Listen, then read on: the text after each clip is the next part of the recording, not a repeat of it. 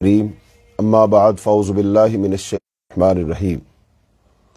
دورہ قرآن سے آج ہمارا سبق نمبر 9 ہے اور اس سبق میں ہم سورہ النساء کے مضامین کا خلاصہ بیان کریں گے۔ اعوذ باللہ من الشیطان الرجیم، بسم اللہ الرحمن الرحیم۔ یا ایہا الناس اتقوا ربکم الذی خلقکم من نفس واحدہ وخلق منها زوجها وبث منهما رجالا كثيرا ونساء واتقوا الله الذي تساءلون به والأرحام ان الله كان عليكم رقيبا۔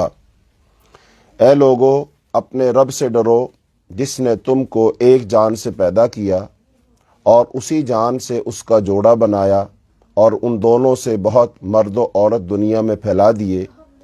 اس خدا سے ڈرو جس کا واسطہ دے کر تم ایک دوسرے سے اپنے حق مانگتے ہو اور رشتہ و قرابت کے تعلقات کو بگاڑنے سے پرہیز کرو۔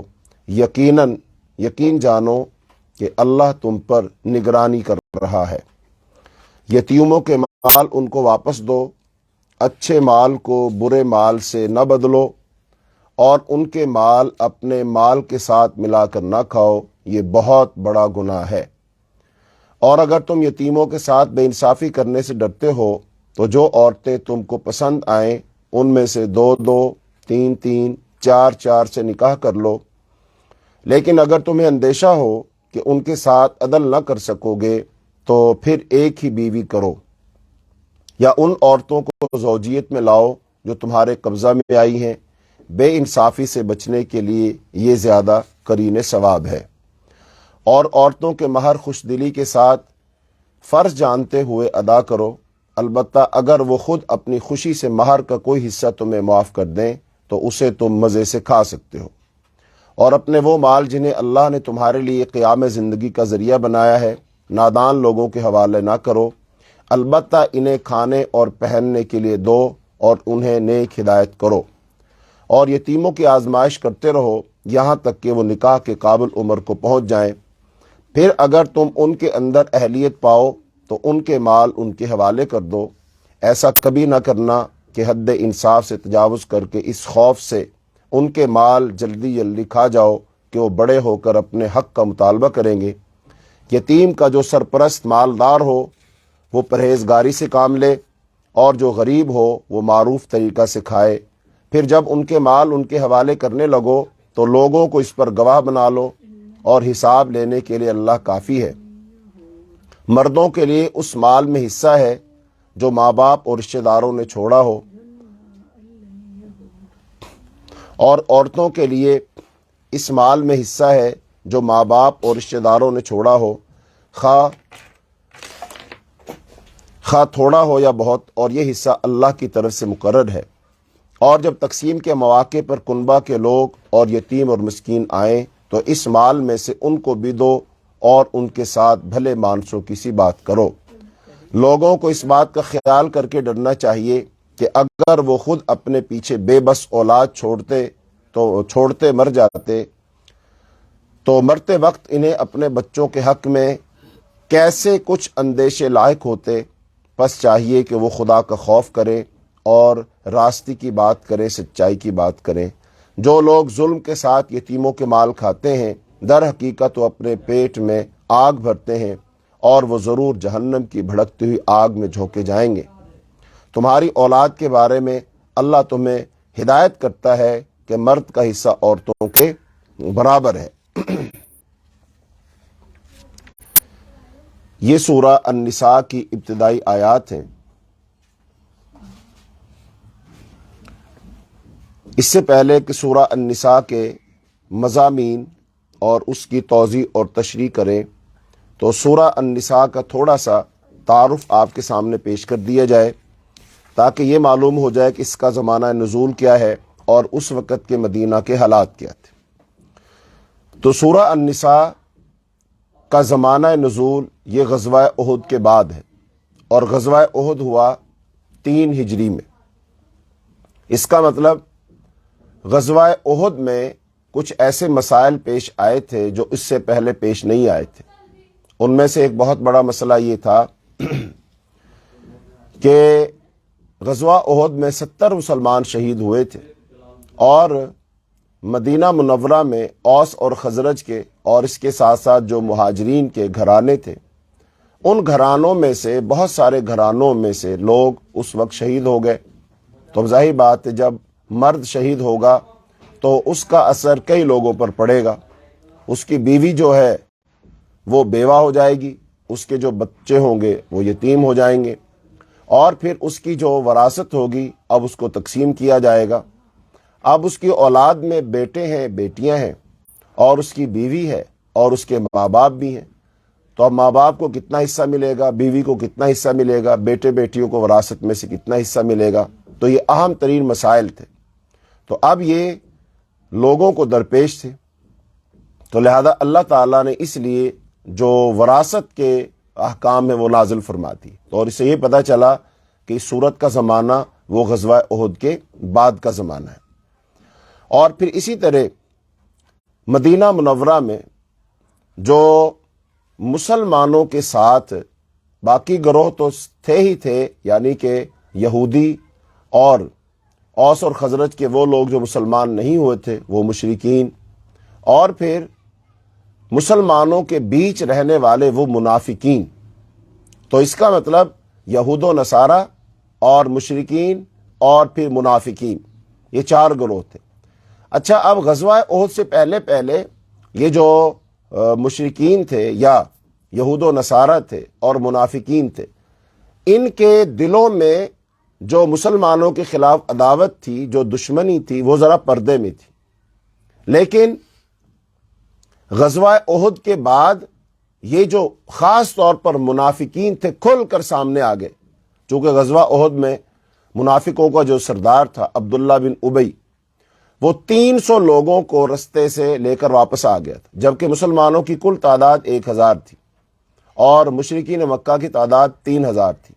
تو پہلے کفار کا جو لشکر تھا اس کی تعداد زیادہ تھی اور مسلمانوں کی تعداد کم تھی، اور پھر جب مسلمانوں کی 1000 تعداد میں سے عبداللہ بن ابی 300 لوگوں کو لے کر وہ رستے سے واپس آ گیا، تو ظاہر بات ہے اس کا اثر مسلمانوں پر نفسیاتی طور پر تو پڑنا تھا کہ ہماری تعداد تو پہلے ہی کم تھی اور ہماری تعداد اور کم ہو گئی ہے۔ بہرحال یہاں سے منافقین جو تھے ان کا نفاق کھل کر سامنے آ گیا کہ یہ مسلمانوں کے دوست نہیں ہیں، یہ آستین کے سانپ ہیں، اور یہ وہ بیمار ذہنیت والے لوگ ہیں جو مدینہ کی ریاست کو اندر ہی اندر کھوکھلا کر رہے ہیں۔ یہ وہ دیمک ہے جو اندر ہی اندر مسلمانوں کی ریاست کو کھا رہی ہے۔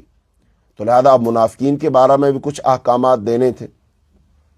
اور ایسے ہی مدینہ منورہ میں ان تمام حالات کے باوجود یہود و نصارہ کی مخالفت موجود ہے، منافقین کا نفاق موجود ہے، اور پھر یہ جنگیں بھی ساتھ ساتھ ہو رہی ہیں اور مسلمانوں کی تعداد کم ہے اور اس میں سے شہادتیں ہو رہی ہیں۔ اس سب کے باوجود ایک اسلامی ریاست کی تشکیل بھی ساتھ ساتھ ہو رہی تھی، اس کی عمارت بھی آہستہ آہستہ بلند ہوتی چلی جا رہی تھی، ایک اجتماعیت قائم ہو رہی تھی، ایک معاشرہ قائم ہو رہا تھا۔ تو بہرحال یہ ساری کی ساری چیزیں ایک ساتھ ہی چل رہی تھی۔ تو بہرحال نبی صلی اللہ علیہ وسلم کے سامنے اس وقت جو کام تھا اسے 3 بڑے شعبوں میں تقسیم کیا جا سکتا ہے۔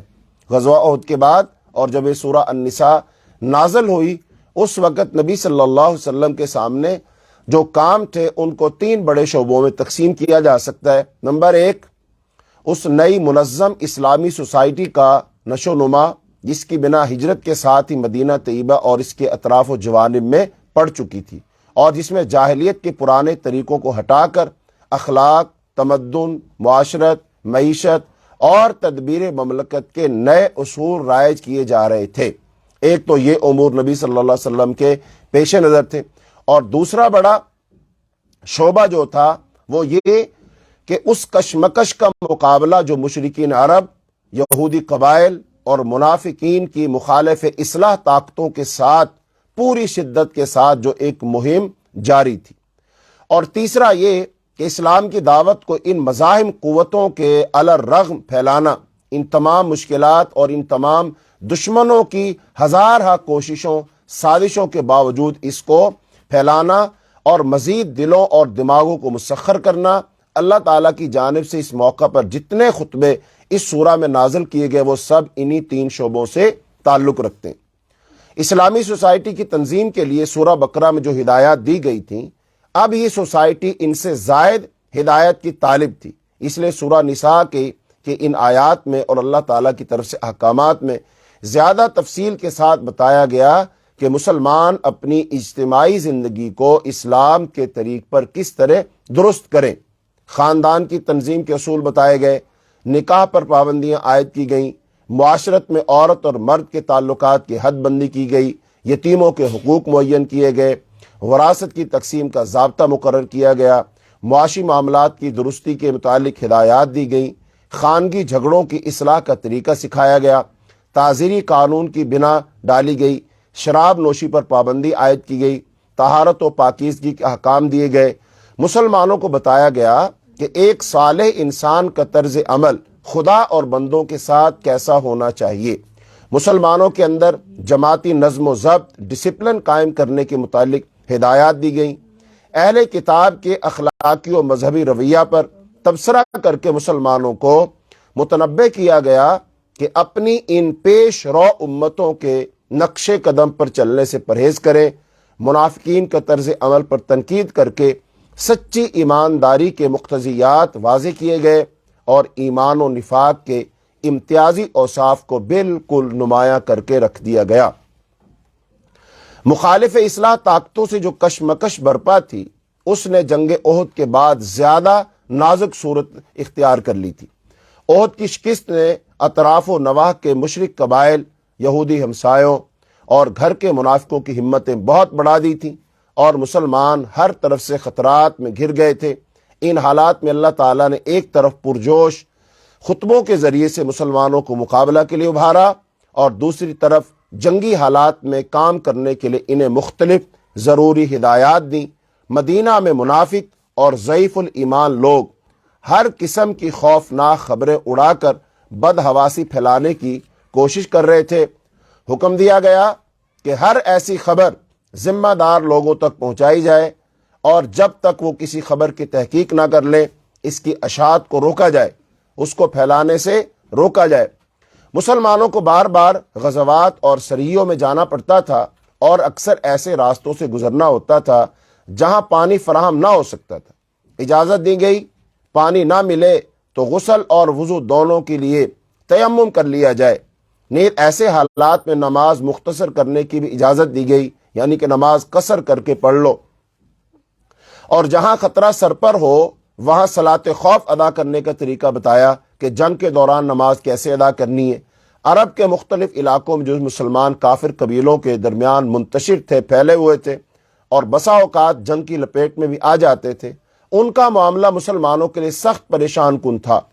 اس مسئلہ میں ایک طرف اسلامی جماعت کو تفصیلی ہدایت دی گئی اور دوسری طرف ان مسلمانوں کو بھی ہجرت پر ابھارا گیا تاکہ وہ ہر طرف سے سمٹ کر دارالاسلام مدینہ منورہ میں آ جائیں۔ یہودیوں میں سے بنی نذیر کا رویہ خصوصیت کے ساتھ نہایت معاندانہ اور دشمنی پر مبنی ہو گیا تھا اور وہ معاہدات کی سری خلاف ورزی کر کے کھلم کھلا دشمنان اسلام کا ساتھ دے رہے تھے اور خود مدینہ میں محمد صلی اللہ علیہ وسلم اور آپ کی جماعت کے خلاف سازشوں کے جال بچھا رہے تھے۔ ان کی اس روش پر سخت گرفت کی گئی اور انہیں صاف الفاظ میں آخری تنبیہ کر دی گئی۔ اس کے بعد ہی مدینہ سے ان کا اخراج عمل میں آیا، ان کو یہاں سے نکال دیا گیا۔ منافقین کے مختلف گروہ مختلف طرز عمل رکھتے تھے اور مسلمانوں کے لیے یہ فیصلہ کرنا مشکل تھا کہ کس قسم کے منافقوں سے کیا معاملہ کریں۔ یہ منافقوں کی جو اقسام تھی یہ ہم نے سورہ بقرہ کے شروع میں ان کو تفصیل کے ساتھ بیان کیا تھا۔ اگر کوئی بہن نہیں ہے اور اس نے ان کو نہیں سنا ہے یا کوئی بھی شخص جو ہماری بات کو سن رہا ہے تو وہ پھر سورہ بقرہ کی جو ہمارا ابتدائی لیکچر تھا اس میں منافقوں کی اقسام کو وہاں سن سکتا ہے۔ بہرحال یہ فیصلہ کرنا مشکل تھا کس قسم کے منافقوں سے کیا معاملہ کیے۔ ان سب کو الگ الگ طبقوں میں تقسیم کر کے ہر طبقہ کے منافقوں کے متعلق بتایا گیا کہ ان کے ساتھ برتاؤ یہ ہونا چاہیے۔ غیر جانبدار معاہد قبائل کے ساتھ جو رویہ مسلمانوں کا ہونا چاہیے تھا اس کو بھی واضح کیا گیا۔ سب سے زیادہ اہم چیز یہ تھی کہ مسلمانوں کا اپنا کریکٹر بے داغ ہونا چاہیے۔ اس کشمکش میں یہ مٹھی بھر جماعت اگر جیت سکتی تھی تو اپنے اخلاق فاضلہ ہی کے زور سے جیت سکتی تھی۔ اس لیے مسلمانوں کو بلند ترین اخلاقیات کی تعلیم دی گئی، اور جو کمزوری بھی ان کی جماعت میں ظاہر ہوئی اس پر سخت گرفت کی گئی۔ دعوت و تبلیغ کا پہلو بھی اس سورہ میں اللہ رب العالمین نے رہنے نہیں دیا، اس پر بھی روشنی ڈالی ہے کہ جاہلیت کے مقابلہ میں اسلام جس اخلاقی و تمدنی اصلاح کی طرف دنیا کو بلا رہا ہے، اس کی توضیح کرنے کے علاوہ یہودیوں، عیسائیوں اور مشرکین تینوں گروہوں کے غلط مذہبی تصورات اور غلط اخلاق و اعمال پر اس صورت میں تنقید کر کے ان کو دین حق کی طرف دعوت دی گئی ہے۔ اب گویا کہ ہم اس صورت کا یہ مختصر سا تعارف جو ہے اس میں سے گزر چکے ہیں، اس کو ہم نے ایک نظر اس پر ڈال لی ہے۔ تو اب ہم اس کا تعلق جوڑتے ہیں سورہ فاتحہ کے ساتھ، سورہ بقرہ کے ساتھ اور سورہ آل عمران کے ساتھ۔ تو سورہ الفاتحہ میں آخر میں یہ دعا کی گئی تھی کہ اللہ ہمیں صراط مستقیم تو دکھا، لیکن ان لوگوں کا راستہ دکھانا جن پر تو نے انعام کیا، اور جن پر تیرا غضب کیا گیا یعنی یہودی، اور جو گمراہ ہوئے یعنی نصارہ، ہمیں ان کا راستہ نہ دکھانا، ہمیں ان سے بچا۔ تو اب سورہ البقرہ میں یہودیوں کی جو نفسیات تھی، ان کی جو عادات تھیں، ان کی مسلمانوں سے جو دشمنیاں تھیں اور جو عداوت تھی اور ان کے جو رویے تھے، اس پر تفصیلاً روشنی ڈالی گئی۔ تو اس کا مطلب مسلمانوں نے اس بات کو سمجھ لیا کہ جو مغضوب علیہ یہود تھے ان پر اللہ کی طرف سے لعنت ہوئی، غضب ہوا، ان کو خنزیر بنایا گیا، بندر بنایا گیا، ان پر اور 10 قسم کے عذاب نازل ہوئے۔ تو لہذا ہم نے اپنے اندر ان صفات میں سے کوئی صفت پیدا نہیں کرنی، ہم نے ان جیسا نہیں بننا، ہم نے ان جیسا رویہ نہیں اپنانا۔ اس کے بعد سورہ آل عمران میں جو نصارہ تھے، عیسائی تھے، ان کی عادات، ان کا اخلاقیات، ان کا کردار اور ان کا عقیدہ، ان کا نظریہ جو تھا، اس کو تفصیل کے ساتھ بیان کیا گیا۔ اور اب پھر مسلمانوں کے سامنے یہ وضاحت اس لیے کی گئی کہ ہمارے اندر نصارہ جیسی صفات بھی نہیں پانی چاہیے، ہمارے اندر نصارہ جیسے کام بھی نہیں ہونے چاہیے، چونکہ ہم نہ یہودیوں جیسے بنیں گے اور نہ نصارہ جیسے بنیں گے۔ اور ساتھ ساتھ جو مشرکین مکہ تھے، ان کا جو عقیدہ ہے، ان کا جو نظریہ ہے، اس کو بھی واضح طور پر بیان کیا گیا، اور اس کا مقصد بھی یہ تھا کہ ہم نے مشرکین مکہ جیسی عادات اور اخلاق نہیں اپنانی، ان کے عقائد اور نظریات نہیں اپنانے۔ اس کا مطلب یہ ہوا اب ایک مسلمان کا جو کردار ہے بالکل متعین ہو گیا، بالکل واضح ہو گیا کہ ایک مسلمان اپنے اخلاق میں، کردار میں، معاشرت میں، معیشت میں، لین دین میں، خوشی میں، غمی میں، سیاست میں، حکومت میں، زندگی کے تمام کاموں میں وہ نہ عیسائیوں جیسا ہوتا ہے، نہ یہودیوں جیسا ہوتا ہے، نہ مشرکین جیسا ہوتا ہے، نہ منافقین جیسا ہوتا ہے، بلکہ وہ کیسا ہوتا ہے؟ وہ ویسا ہوتا ہے جیسا اللہ رب العالمین نے ان کی تصویر قرآن پاک میں کھینچی۔ قرآن پاک میں اللہ نے ایمان والوں کو جو اوصاف بیان کی، مسلمان ویسا ہوتا ہے۔ اور اس کی انسانوں میں سے اعلیٰ ترین جو صورت ہے وہ ہے حضرت محمد صلی اللہ علیہ وسلم، کہ ہم نے زیادہ سے زیادہ کس کے مشابہ ہونا ہے؟ حضرت محمد صلی اللہ علیہ وسلم کے، چونکہ اللہ تعالیٰ نے انہی کو ہمارے لیے نمونہ بنایا۔ اللہ نے فرمایا لَقَدْ كَانَ لَكُمْ فِي رَسُولِ اللَّهِ أُسْوَةٌ حَسَنَةٌ، تمہارے لیے اسوہ حسنہ حضرت محمد صلی اللہ علیہ وسلم نے، ہمیں حکم دیا گیا ہم نبی صلی اللہ علیہ وسلم کی اتباع کریں، جیسا کہ اللہ نے فرمایا قُلْ إِن كُنتُمْ تُحِبُّونَ اللَّهَ فَاتَّبِعُونِ، اے نبی کہہ دیجئے اگر تم اللہ سے محبت کرتے ہو تو میری پیروی کرو، یحببکم اللہ، اللہ تم سے محبت کرے گا۔ کہیں اللہ نے فرمایا اطیعوا اللہ واطیعوا الرسول، اللہ کی اطاعت کرو اور اس کے رسول کی اطاعت کرو۔ بہرحال نبی صلی اللہ علیہ وسلم جیسا ہم نے بننا، یہ بات طے ہو گئی، اور یہ ہمیشہ کے لیے طے ہے، اس وقت کے لیے بھی طے ہو گئی، آج کے لیے بھی طے ہے، اور آنے والے وقت کے لیے بھی طے ہے۔ آج کا مسلمان اپنے آپ کو کیسا بنائے گا؟ وہ نبی صلی اللہ علیہ وسلم جیسا بنائے گا۔ اب نبی صلی اللہ علیہ وسلم کیسے تھے یہ قرآن و حدیث کے اندر موجود ہے، سیرت کی کتابوں میں، حدیث کی کتابوں میں، تفسیر کی کتابوں میں یہ موجود ہے۔ اب مسلمانوں کا نظام کیسا ہو، مسلمانوں کی معاشرت کیسی ہو، سیاست کیسی ہو، ان کی خوشیاں غمیاں کیسی ہوں، ان کا طرز معاشرت کیسا ہو، یہ تمام زندگی کے بڑے بڑے شعبے، ان میں ہم نے نبی صلی اللہ علیہ وسلم کی پیروی کرنی ہے، رسول اللہ صلی اللہ علیہ وسلم جیسا بننا ہے۔ اگر ہم اپنے آپ کو انفرادی طور پر، اجتماعی طور پر، ملکی اور ملی طور پر اگر ہم نے اپنے آپ کو ویسا بنا لیا تو سمجھ لیجیے اللہ نے جو ایک معیار مقرر کیا تھا ہم اس پر پورے اتر آئیں گے، اور جب ہم اس معیار پر پورے اتر آئیں گے پھر اللہ کی طرف سے مدد ضرور آئے گی، اللہ ہماری مدد ضرور کرے گا، چونکہ اللہ پاک نے صاف کہا ہے ان تنصر اللہ ینصرکم، اگر تم اللہ کی مدد کرو گے اللہ تمہاری مدد کرے گا۔ اب اللہ کی مدد کرنے سے کیا مراد ہے؟ اللہ کے دین کی مدد کرنا۔ اور ایسے ہی فرمایا کہ اوفوا بعہدی اوفی بعہدکم، یہ اللہ کا وعدہ سب کے لیے کہ تم میرے وعدے پورے کرو میں تمہارا وعدہ پورا کروں گا۔ تب ہم نے اللہ سے کیا وعدہ کیا ہے؟ ہم نے وعدہ یہی کیا کہ اللہ تو ہمارا الہ ہے، ہم تجھے ہی اپنا الہ مانیں گے، تو ہمارا معبود ہے، تو ہمارا مشکل کشا حاجت روا ہے، بگڑیاں بنانے والا ہے، ساری عبادت تیرے لیے اللہ، ساری نیاز قربانی سب تیرے لیے اللہ، تیرے لیے ہماری پیشانی جھکیں گی، تیری ہم اطاعت کریں گے۔ پھر اللہ کا وعدہ کیا ہے؟ میں تمہیں اپنا بندہ بنا لوں گا، میں تم سے راضی ہو جاؤں گا، میں تم سے خوش ہو جاؤں گا، میں تمہیں غالب کروں گا، میں تمہیں حکومت دوں گا، میں تمہیں عزت دوں گا، میں تمہیں سلطنت دوں گا، امن اور سکون دوں گا۔ اب جو تمہارے دشمن پھر وہ اللہ کے دشمن بن جائیں گے، لہذا یہ اللہ پاک کا وعدہ ہے۔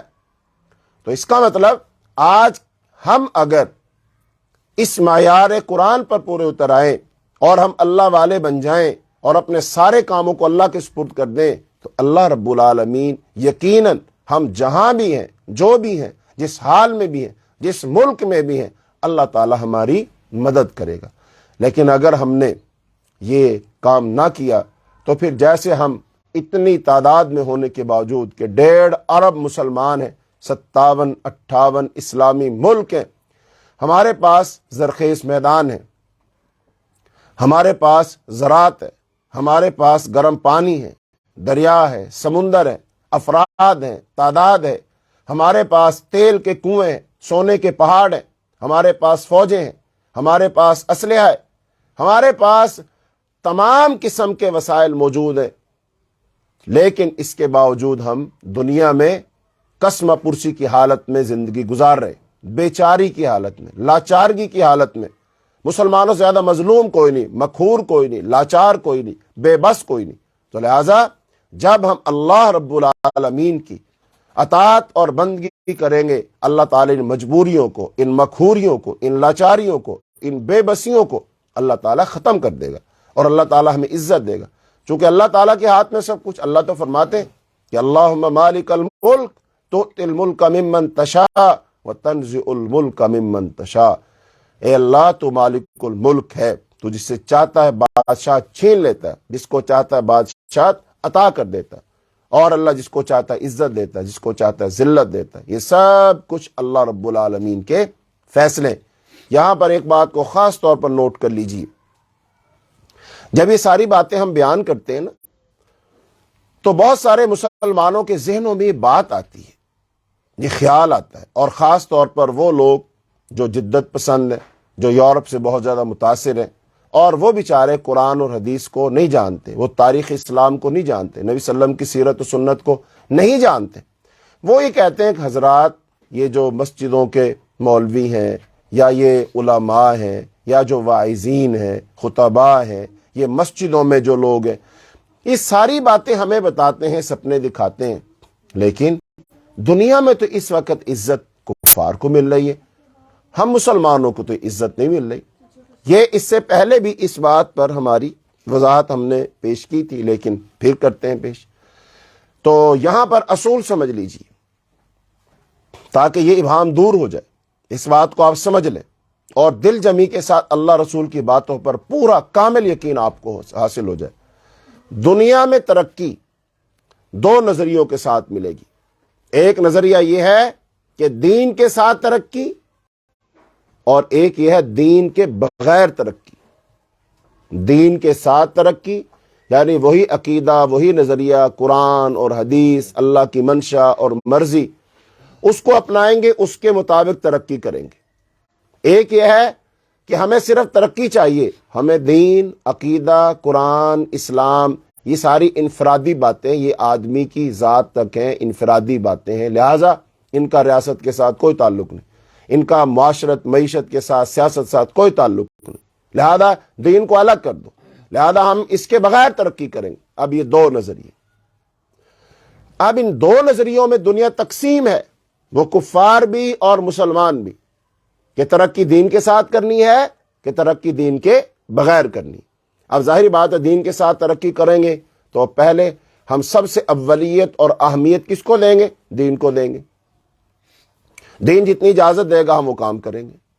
اور دوسرا کیا ہے؟ دین کو چھوڑ دو، دین سے ہم پوچھیں گے نہیں، اپنی مرضی سے کام کاج تجارت جیسے دل میں آگے ویسے کریں گے۔ ایک یہ طریقہ۔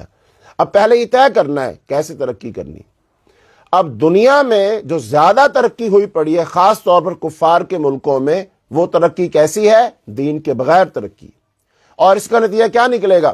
یہ ترقی صرف اس وقت تک ہے جب تک انسان زندہ ہے، اور جیسے انسان کو موت آئے گی یہ ترقی ختم ہو جائے گی، چونکہ قبر میں تو اے سی نہیں لگے گا، قبر میں تو لائٹ نہیں لگے گی، قبر میں تو موبائل استعمال نہیں کریں گے، قبر میں تو یہ ساری سہولیات میسر نہیں ہوں گی، وہ تو ایک گڑھا ہے، ہمیں اس میں اترنا ہے۔ بعض لوگوں کو جلا دیا جائے گا، بعض لوگوں کو دبا دیا جائے گا، لیکن وہاں پر یہ دنیا کی کوئی ترقی کام نہیں آئی۔ اس کا مطلب یہ جو ترقی ہے بغیر دین کے، یہ صرف اور صرف اس وقت تک ہے جب تک انسان زندہ ہے۔ جیسے ہی انسان کی روح پرواز کر جائے گی، جیسے انسان فوت ہوگا تو ساری ترقی ختم ہو جانی، اور پھر اس کے بعد قبر کی جو ساری زندگی ہے اس میں عذاب ہے۔ اس کے بعد قیامت کے دن جب قبر سے نکالا جائے گا، وہاں پر یہ دنیاوی ترقی کوئی کام نہیں آئے گی چونکہ دین کے بغیر تھی، وہاں پر پھر عذاب ہے، اور پھر جب حساب و کتاب ہوگا پھر ابدی دائمی ناکامی ہے، اور اس کے بعد جہنم میں جانا پڑے گا اور ہمیشہ ہمیشہ کے لیے وہاں جلنا پڑے گا۔ یہ اس ترقی کے اثرات ہیں جو بغیر دین کے کی جا رہی ہے۔ اور دوسری ترقی کون سی ہے؟ وہ ترقی جو دین کے مطابق ہے، اس میں اولیت، اہمیت، فوقیت، ترجیح دین کو ہے۔ جہاں سے دین منع کر دے گا ہم منع ہو جائیں گے، جن سے دین منع کر دے گا ہم ان سے منع ہو جائیں گے۔ دین کہے گا کفار تمہارے دشمن ہیں، ہمارے دشمن ہیں، ایمان والے تمہارے دوست ہیں، ہاں دوست ہیں۔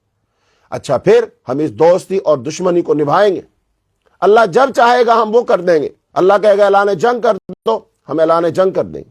اللہ کہے گا امن، ہم کہیں گے امن۔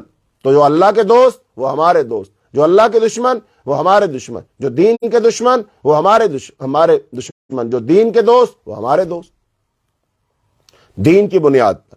لہذا دین کی بنیاد پر ہمارے ملک چلیں گے، سیاست، معیشت، اقتصادیات، ہم روزی روٹی کمائیں گے، ہم وراثت تقسیم کریں گے، بچوں کی تربیت کریں گے، گھر کو چلائیں گے، معاشرے کو چلائیں گے دین کے مطابق۔ اس کا کیا ہونا ہے؟ کیا خیال ہے؟ یہاں پر اس بات کو نوٹ کر لیجئے، دھیان سے سن لیجئے اس بات کو۔ یہ بتائیے وہ جو کفار ہیں وہ دین چھوڑ رہے ہیں، اس کے باوجود انہیں ترقی مل رہی ہے، تو کیا اللہ نہ چاہے تو وہ ترقی کر سکتے؟ نہیں، 100% یقینی بات ہے۔ اللہ نہ چاہے تو کوئی کافر دنیا میں ترقی نہیں کر سکتا۔ اس کا مطلب اب بھی ان کو جو ترقی مل رہی ہے، خوشحالی مل رہی ہے، وہ بھی اللہ ہی عطا فرما رہا ہے، اس میں تو کوئی شک ہے ہی نہیں، اللہ ہی دے رہا ہے۔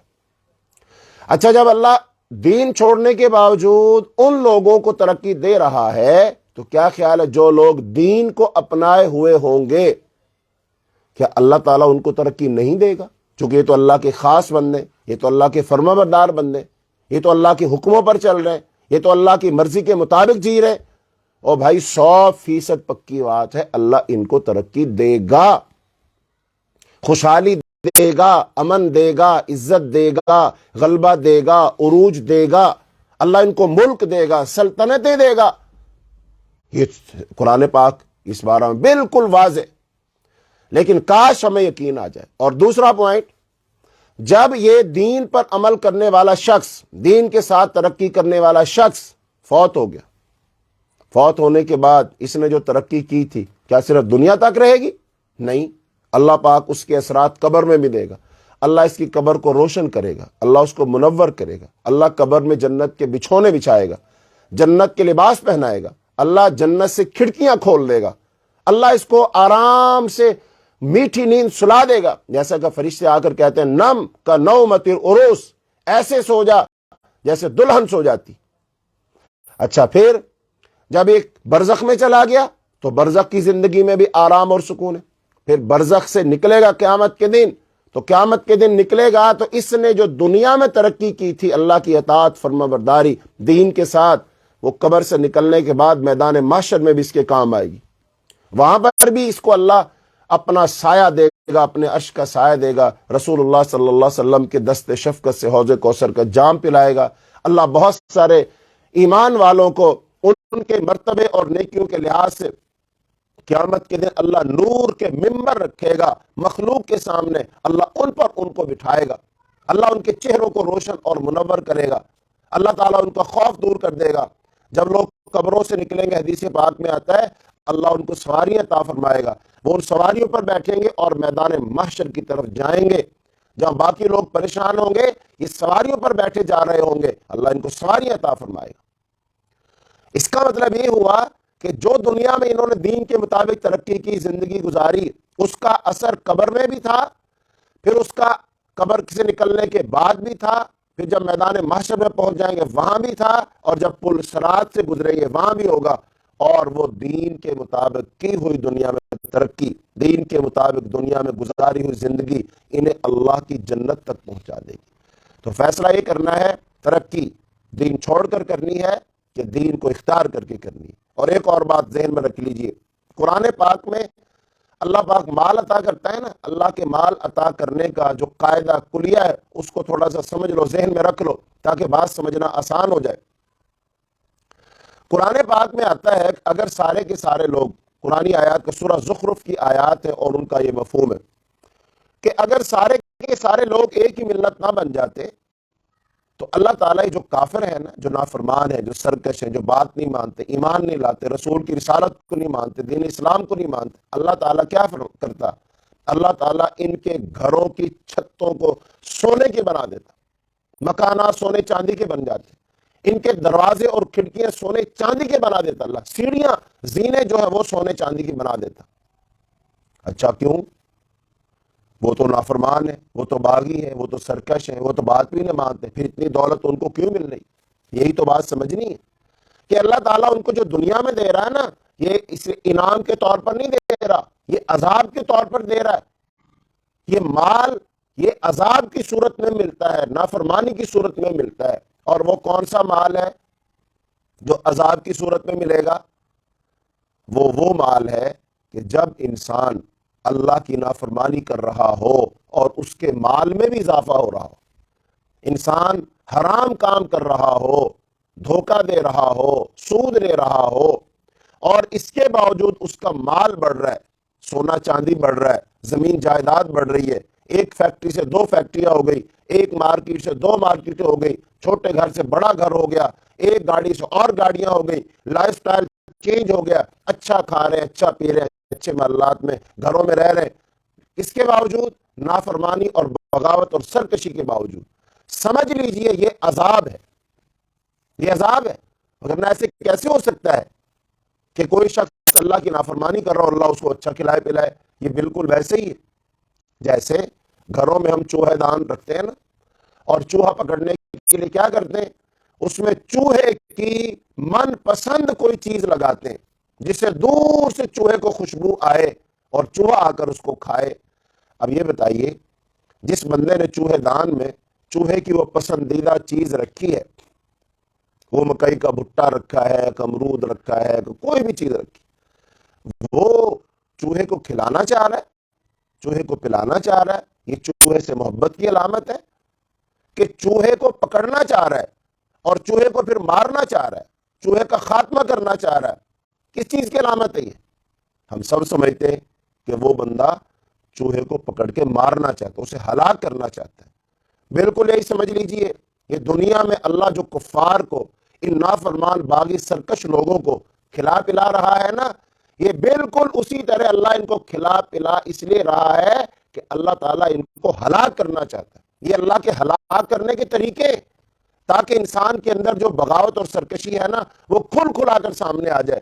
چونکہ بہت ساری چیزیں غربت میں سامنے نہیں آتی. جب انسان کے پاس مال و اسباب نہیں ہوتے اس وقت اس کی خواہشات پوری نہیں ہوتی.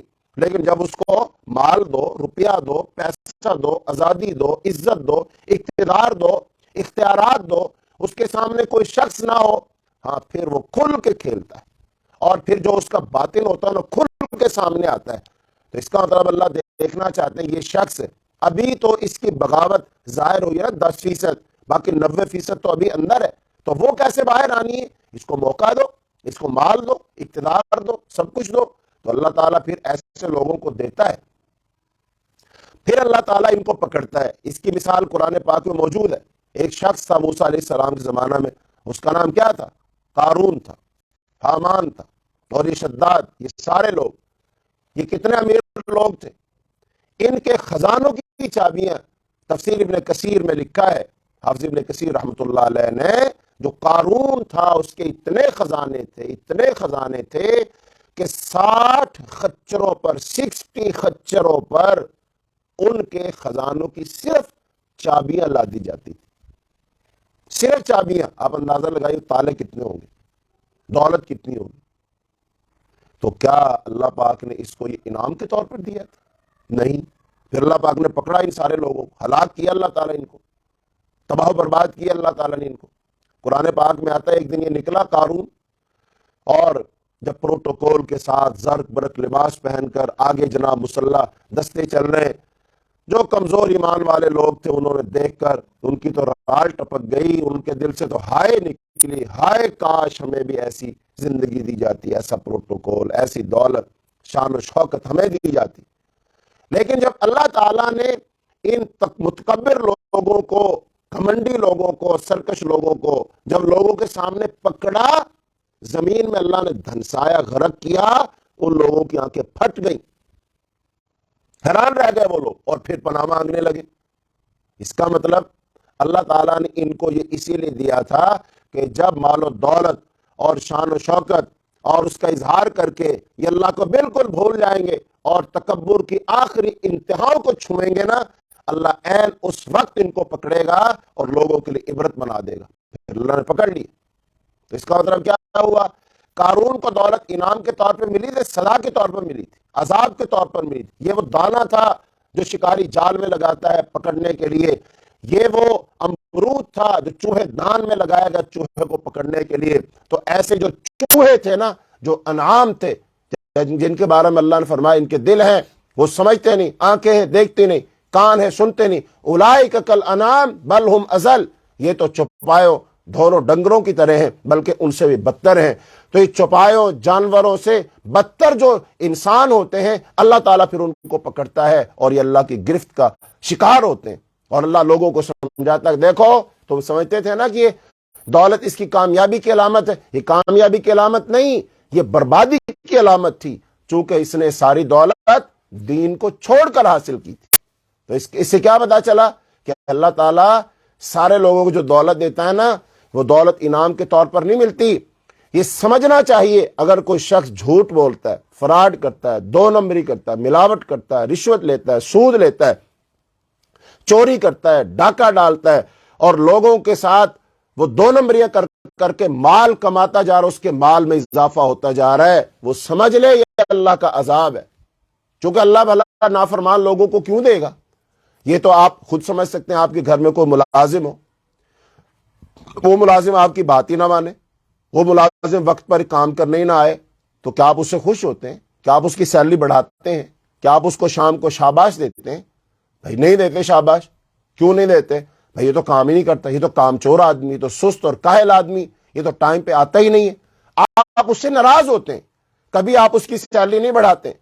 ایسا نہیں ہے کہ وہ ہر روز لیٹ آئے، آپ کی بات بالکل نہ مانے، اور شام کو جناب آپ اس کو مٹھائیوں کا ایک ڈبہ بھر کر دیں، لو بھائی تم لیٹ آئے تھے نا، ایک مٹھائیوں کا ڈبہ لے جاؤ، یہ لو میں نے تمہارے لیے، عید آ رہی ہے، ویسے تو تم نالائق ہو، ویسے تم کام چور ہو، کام تو کچھ کرتے نہیں ہو، میری بات بھی نہیں مانتے ہو، مجھے تم برے بھی بہت لگتے ہو، لیکن یہ لو میں نے تمہاری فیملی کے لیے، سب کے لیے سوٹ خریدے، جوتے خریدے، یہ لے جاؤ. ایسا ہوتا ہے کبھی؟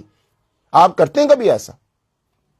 نہیں کرتے ہم ایسا، بالکل نہیں کرتے ہم ایسا. پھر آپ ذرا اندازہ لگائیے، وہ جو اللہ مالک الملک ہے، اس کائنات کا خالق و مالک ہے، جو کسی کا محتاج نہیں ہے، یہ مالک تو پھر بھی اپنے نوکر کا کانا ہو سکتا ہے، محتاج ہو سکتا ہے، اس میں کوئی کمزوری ہو سکتی، لیکن اللہ تعالیٰ تو کسی کا محتاج نہیں ہے، اللہ تعالیٰ تو کمزور نہیں ہے، تو پھر وہ اللہ کیوں دے رہا ہے ان باغیوں کو، سرکشوں کو، نافرمانوں کو؟ اس لیے دے رہا ہے اللہ ان کو پکڑنا چاہتا ہے، اللہ ان کی گرفت کرنا چاہتا ہے۔ اس بات کو سمجھو۔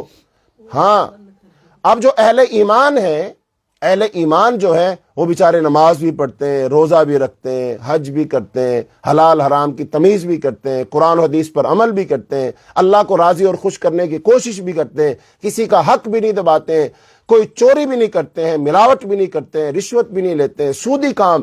لیکن وہ بندہ ساری زندگی بس پوری سوری زندگی گزارتا ہے، بس اس کا بڑی مشکل گزارا ہی ہوتا ہے۔ وہی چھوٹا سا گھر ہے، وہی پتہ نہیں سائیکل ہے، ایک موٹر سائیکل ہے، ایک گاڑی ہے، وہی چھوٹا سا گھر، وہی وسائل، کوئی ترقی نہیں کی بظاہر، لیکن ساری زندگی اللہ کی اطاعت کی ہے، فرمانبرداری کی ہے۔ تو یہ بندہ اب کوئی سوچے کہ یار اس کو تو کچھ بھی نہیں ملا، یہ تو زندگی میں کامیابی نہیں ہے، اس نے کیا بنایا؟ تو پھر انسان اندازہ لگاتا ہے بھئی کامیاب کون ہے معاشرے میں؟ کہتے ہیں وہ کامیاب، وہ اس کو کامیاب سمجھتے ہیں۔ اچھا اللہ سے پوچھو کامیاب کون ہے؟ اللہ کی نظر میں دو بندوں میں سے پیارا کون ہے؟ اللہ کس کو جنت دے گا؟ کس کو اللہ اپنا دیدار کروائے گا؟ جو پیارا ہوگا اسی کو کروائے گا۔ تو جس کو اللہ نے غرق کیا، زمین میں دھنسا دیا، عذاب اس پر نازل کیا، اللہ اس کو اپنا دیدار کروائے گا؟ نہیں، اس نمازی کو، پرہیزگار کو، متقی کو، ایماندار کو، حقوق و فرائض ادا کرنے والے کو اللہ اس کو دے گا، اللہ اس سے راضی، اس سے خوش ہے۔ اس کا مطلب کامیاب یہ ہے۔ اللہ نے صاف فرمایا بل تؤثرون الحیات الدنیا والآخرۃ خیر وابقی، تم دنیا کی زندگی کو ترجیح دیتے ہو جبکہ آخرت کی زندگی بہتر بھی ہے، باقی رہے۔ یہ آخرت کا سوداگر ہے، اس نے اپنی محنت سے، کوشش کاوش سے دنیا نہیں کمائی، اس نے آخرت کمائی، تو اس کے لیے آخرت ہے۔ اللہ نے قرآن میں فرمایا ہے، آگے سورہ نساء کے اندر آتا ہے کہ جو تم میں سے آخرت کا ارادہ کرتا اللہ اس کو آخرت دیتا ہے، جو دنیا کا ارادہ کرتا اللہ اس کو دنیا دیتا ہے۔ اللہ کے بعد دونوں چیزیں۔ اور جو اہل ایمان اللہ والے ہوتے ہیں وہ اللہ سے کیا دعا کرتے ہیں؟ ربنا آتنا فی الدنیا حسنۃ وفی الآخرۃ حسنۃ وقنا عذاب النار، اللہ ہماری دنیا آخرت کو اچھا کر۔ اچھا، اب ساری بات کا خلاصہ کرتے ہیں، اس کو سمیٹتے ہیں۔ یہ بتائیے رسول اللہ صلی اللہ علیہ وسلم دنیاوی لحاظ سے کامیاب آدمی تھے، ناکام آدمی تھے؟ اگر کامیابی کا معیار گھر، عہدہ، دولت، اچھا لباس، کھانا پینا، یہ ساری چیزیں، تو بتائیے رسول اللہ صلی اللہ علیہ وسلم کا گھر کیسا تھا؟ آپ کا کھانا کیسا تھا؟ آپ کا لباس کیسا تھا؟ جب آپ فوت ہوئے آپ کے گھر سے کتنے خزانے نکلے تھے؟ آپ کی بیویوں میں کتنی وراثت تقسیم ہوئی تھی؟ کتنے محلات آپ نے بنائے تھے؟ بتائیے ذرا۔ اس لحاظ سے اللہ کے رسول صلی اللہ علیہ وسلم کو کس کیٹیگری میں رکھیں گے کہ اللہ کے رسول کا گھر کیسا تھا؟ چھوٹا سا کمرہ ہے، کھجور کے پتوں کی چھت ہے، بارش پڑتی ہے تو ٹپک پڑتی ہے، اللہ کے رسول گھر میں لیٹتے ہیں، کھجور کے پتوں کی بنی صرف ایک چٹائی ہے، اس پر بچھانے کے لیے کوئی چادر بھی نہیں ہے۔ اللہ کے رسول صلی اللہ علیہ وسلم اپنے گھر میں ہیں، حضرت عمر رضی اللہ تعالیٰ عنہ تشریف لاتے ہیں اور دیکھتے ہیں اللہ کے رسول کے گھر میں ایک طرف ایک مشکیزہ لٹکا ہوا ہے، پانی پینے کے لیے ایک پیالہ رکھا ہوا ہے، کونے میں تھوڑی سی کھجوریں ہیں، اللہ کے رسول چٹائی پر لیٹے ہوئے ہیں اور اس چٹائی پر بچھانے کے لیے چادر بھی نہیں ہے، اور اس چٹائی کے نشان حضور پاک کے جسم مبارک پر چھپے ہوئے ہیں، اور اللہ کے رسول کو دیکھ کر حضرت عمر رضی اللہ تعالیٰ عنہ رو پڑے۔ حضرت عمر رضی اللہ عنہ کی آنکھوں میں آنسو آ گئے۔ اللہ کے رسول صلی اللہ علیہ وسلم نے پوچھا عمر کیا ہوا؟ کہا اللہ کے رسول، آپ اللہ کے رسول ہیں، آپ کے گھر کا یہ ماحول ہے، اتنا سا سامان ہے، اور وہ جو دنیا کے کافر ہیں، باغی اور سرکش ہیں، وہ بڑے بڑے محلات میں رہتے ہیں، ان کی زندگی کیسی ہے، کتنی آسائشوں بھری زندگی، وہ تو سارا کچھ آپ کو ملنا چاہیے تھا اور ان کو نہیں ملنا چاہیے تھا۔ تو اللہ کے رسول صلی اللہ علیہ وسلم کیا فرمایا؟ اے عمر، ہمیں اس دنیا سے کیا لینا؟ کیا تو اس بات پر خوش نہیں ہے کہ اللہ انہیں دنیا میں دے دے، ہمیں آخرت میں دے دے؟ اور آپ نے فرمایا میری مثال کیا ہے؟ میری مثال تو بالکل ایسے ہے جیسے ایک راہ چلتا ہو، مسافر ہو، وہ راہ میں چلتے چلتے چلتے کہیں تھک گیا، ایک درخت کے نیچے تھوڑا آرام کرنے کے لیے کہ تازہ دم ہو کر پھر اپنی منزل کی طرف روانہ ہو جاؤں گا، تھوڑا سستا لیتا ہے۔ تو ہم تو اس دنیا میں مسافر ہے، اور یہ دنیا ہمارے لیے وہ درخت ہے، ہم اس کے نیچے تھوڑا بیٹھ کے آرام کر رہے ہیں۔ ہم نے یہاں سے کہاں جانا ہے؟ آگے اپنی منزل کی طرف جانا، اور ہماری منزل کیا ہے؟ ہماری منزل تو آخرت ہے۔ تو آخرت کے مسافر ہیں ہم آخرت کے راہی ہیں، ہم آخرت کے طالب اور چاہنے والے ہیں، ہم دنیا کے طالب اور چاہنے والے نہیں ہیں، ہم دنیا کے بندے نہیں ہیں، ہم آخرت کے بندے ہیں۔ تو یہ رسول اللہ صلی اللہ علیہ وسلم شاہ فرمائے، بتائیے اللہ کے رسول صلی اللہ علیہ وسلم عقل مند تھے کہ نہیں؟ اس لحاظ سے پھر نبی صلی اللہ علیہ وسلم کی وفات ہو جاتی، آپ کے گھر میں سے کیا نکلا؟ آپ صلی اللہ علیہ وسلم کی میت مبارک گھر میں ہے، لیکن گھر میں چراغ جلانے کے لیے، دیا جلانے کے لیے تیل نہیں ہے۔ اما جی عائشہ رضی اللہ تعالیٰ عنہ کا حجرہ ہے، اما جی عائشہ فرماتی ہیں کہ میں کسی کے گھر سے تیل لائی چراغ جلانے کے لیے۔ یہ کس کا گھر ہے؟ اس کائنات کے امام کا گھر ہے، امام الانبیاء کا گھر ہے، سید ولد آدم کا گھر، حضرت محمد صلی اللہ علیہ وسلم کا گھر ہے، تیل نہیں ہے۔ بتائیے کہاں رکھیں گے اللہ کے رسول کو؟ آپ سمجھدار عقل مند تھے کہ نہیں؟ پھر اس کے بعد چلیے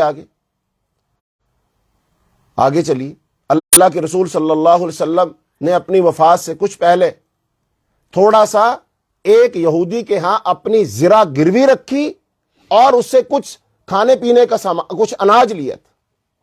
تو بتائیے اللہ کے رسول کی آخری زندگی کے حالات یہ ہیں۔ اللہ کے رسول صلی اللہ علیہ وسلم ایک دن اپنے گھر سے نکلے، تپتی دوپہر میں، دوپہر کا وقت، نیند نہیں آ رہی، نکلے باہر۔ جب نکلے تو آگے سے ابوبکر رضی اللہ تعالیٰ ملے، پوچھا ابوبکر کیسے نکلے؟ ابوبکر نے پوچھا اللہ کے رسول آپ کیسے؟ آپ نے فرمایا مجھے بھوک لگی تھی، بھوک کی وجہ سے آرام نہیں کر سکتا تھا، بھوک نے گھر سے نکال دی۔ کہا اللہ کے رسول میں بھوک کی وجہ سے نکلا۔ آگے گئے تو حضرت عمر رضی اللہ تعالیٰ مل گئے، کہا عمر کیسے آئے اس وقت، کیسے؟ کہا اللہ کے رسول بھوک بہت لگی تھی، بھوک نے مجھے گھر سے نکال دیے۔ پھر تینوں مل کر ایک صحابی کے باغ میں گئے، اور اس صحابی نے پھر آپ لوگوں کو کچی پکی سی کھجوریں، ابھی پکی نہیں تھی پوری کھجوریں، کچی پکی سی کھجوریں دی، اور آپ نے چشمے کا پانی پیا، اور پھر آپ نے فرمایا ثم لتسألن یومئذ عن النعیم، پھر تم سے ضرور بے ضرور قیامت کے دن ہر نعمت کے بارے میں سوال کیا جائے۔ کہا یہ جو کچی پکی کھجوریں کھا رہے ہو نا، اور ایک چشمے کا پانی پی رہے ہو کنویں کا، ان کے بارے میں بھی سوال کیا جائے۔ یہ حضرت محمد صلی اللہ علیہ وسلم۔ تو اب اللہ کے رسول صلی اللہ علیہ وسلم کو رکھیے کہاں رکھتے ہیں، کیا مقام مرتبہ دیں گے؟ آپ عقل مند تھے کہ نہیں؟ سمجھدار تھے کہ نہیں؟ کیا بنایا آپ نے؟ دنیا سے کیا لے کر گئے آپ؟ تو ہمارے لیے نمونہ کون ہے؟ یہ بڑے اسٹیبلش ملک، یہ کفار کی بڑی بڑی 100 200 منزلہ عمارتیں، یہ ہمارا نمونہ ہے؟ ہمارے لیے نمونہ حضرت محمد صلی اللہ علیہ وسلم کی زندگی ہے، ہم ان جیسا بنیں گے۔ تو بات کو مختصر کرو، ہماری بات یہاں سے چلی کہ دنیا میں ترقی آپ حاصل کر سکتے ہیں کیسے؟ دین کے ساتھ اور دنیا کے ساتھ۔ جس بندے نے بغیر دین کے ترقی کی ہلاک ہو جائے گا، اور جس نے دین کے ساتھ ترقی کی، جتنی بھی کر سکا اتنی کی، اللہ تعالیٰ اس کو دنیا میں بھی کامیاب کرے گا، آخرت میں بھی۔ نمبر 2، دولت جو انسان کو ملتی ہے، ہر مالدار کو جو مال ملتا ہے، وہ اللہ کی رضا، اللہ کی خوشنودی اور اس کی کامیابی کے لیے نہیں ہے، بلکہ وہ اللہ کی طرف سے آزمائش اور بطور عذاب کے ہے۔ اللہ اس کو پکڑنا اور گرفت کرنا چاہتا ہے۔ اور ہر جو غریب ہے اس کی غربت کا مذاق مت اڑاؤ کہ ہر غریب ناکام نہیں ہوتا، وہ اللہ کے لحاظ سے، آخرت کے لحاظ سے بہت کامیاب ہے۔ اگر اس کی کامیابی دیکھنی ہے تو جنت میں اس کا محل دیکھنا جو اللہ تعالیٰ اس کو عطا فرمائے گا، اور پھر تقابل کرنا کہ وہ جو دنیا کے فرعون تھے، قارون، حامان اور شداد تھے، اور بڑے بڑے مالدار لوگ تھے، وہ ان کا محل کہاں ہے، اور اس کا محل دیکھو جنت میں۔ اللہ تعالیٰ ایک موتی کا محل جو عطا فرمائے گا نا، 70 میل اس کی لمبائی چوڑائی ہوگی، 70 میل لمبائی چوڑائی ہوگی اس محل کی جو اللہ تعالیٰ عطا فرمائے گا۔ نبی صلی اللہ علیہ وسلم شاہ فرمایا اللہ مومن کو سونے کے کنگن پہنائے گا، اگر ان کنگنوں کو مومن پہن کر اپنا ہاتھ سورج کے سامنے کر دے، وہ کنگنوں کی اتنی چمک ہوگی کہ سورج کی روشنی مان پڑ جائے گی۔ اللہ تعالیٰ اس کو سبز ریشمی لباس پہنائے گا۔ ان للمتقین مفازا حدائق و اعنابا۔ اللہ تعالیٰ نے جنتیوں کی صفات بیان کی ہے کہ جنت میں اللہ تعالیٰ کیا کیا دے گا؟ تخت دے گا، نہریں دے گا، محلات دے گا، سونے چاندی کی اینٹوں سے بنے محلات دے گا۔ نبی صلی اللہ علیہ وسلم نے ارشاد فرمایا موضع صوت فی الجنت خیر من الدنیا وما فیہا، جنت کی 1 فٹ جگہ کوڑا رکھنے کی جگہ، اصل لفظ تو یہ کوڑا رکھنے کی جگہ دنیا وما فیہا سے بہتر ہے۔ یعنی اگر کوئی شخص اللہ سے کہے کہ اللہ یہ 1 کروڑ ڈالر لے لے، 10 کروڑ لے لے، ارب لے لے، 10 ارب لے لے، خرب لے لے، اللہ مجھے جنت دے دے، اللہ جنت کی 1 انچ جگہ نہیں دے گا، چونکہ یہ قیمت ہی نہیں اس کی، اس میں خرید ہی نہیں سکتے آپ۔ پھر وہ کیسے مل جائے گی؟ جب بندہ اپنا دل اللہ کو دے دے، اللہ کے سامنے مطیع اور فرما بردار ہو جائے، انسان اپنی مرضی اب اللہ کے لیے سپرد کر دے، اللہ کی اپنی چاہت کو اللہ کی چاہت پر قربان کر دے، اپنی آزادی کو انسان اللہ کی غلامی میں دے دے، دل کی خوشی کے ساتھ انسان اپنی آزادی کو اللہ کی غلامی میں دے دے، یہ ہے جنت کی قیمت، اللہ دے دے گا۔ تو بہرحال اس سورہ مبارکہ میں ان ساری باتوں کی طرف اشارہ ہے، ملے گا۔ تو آئیے اب ہم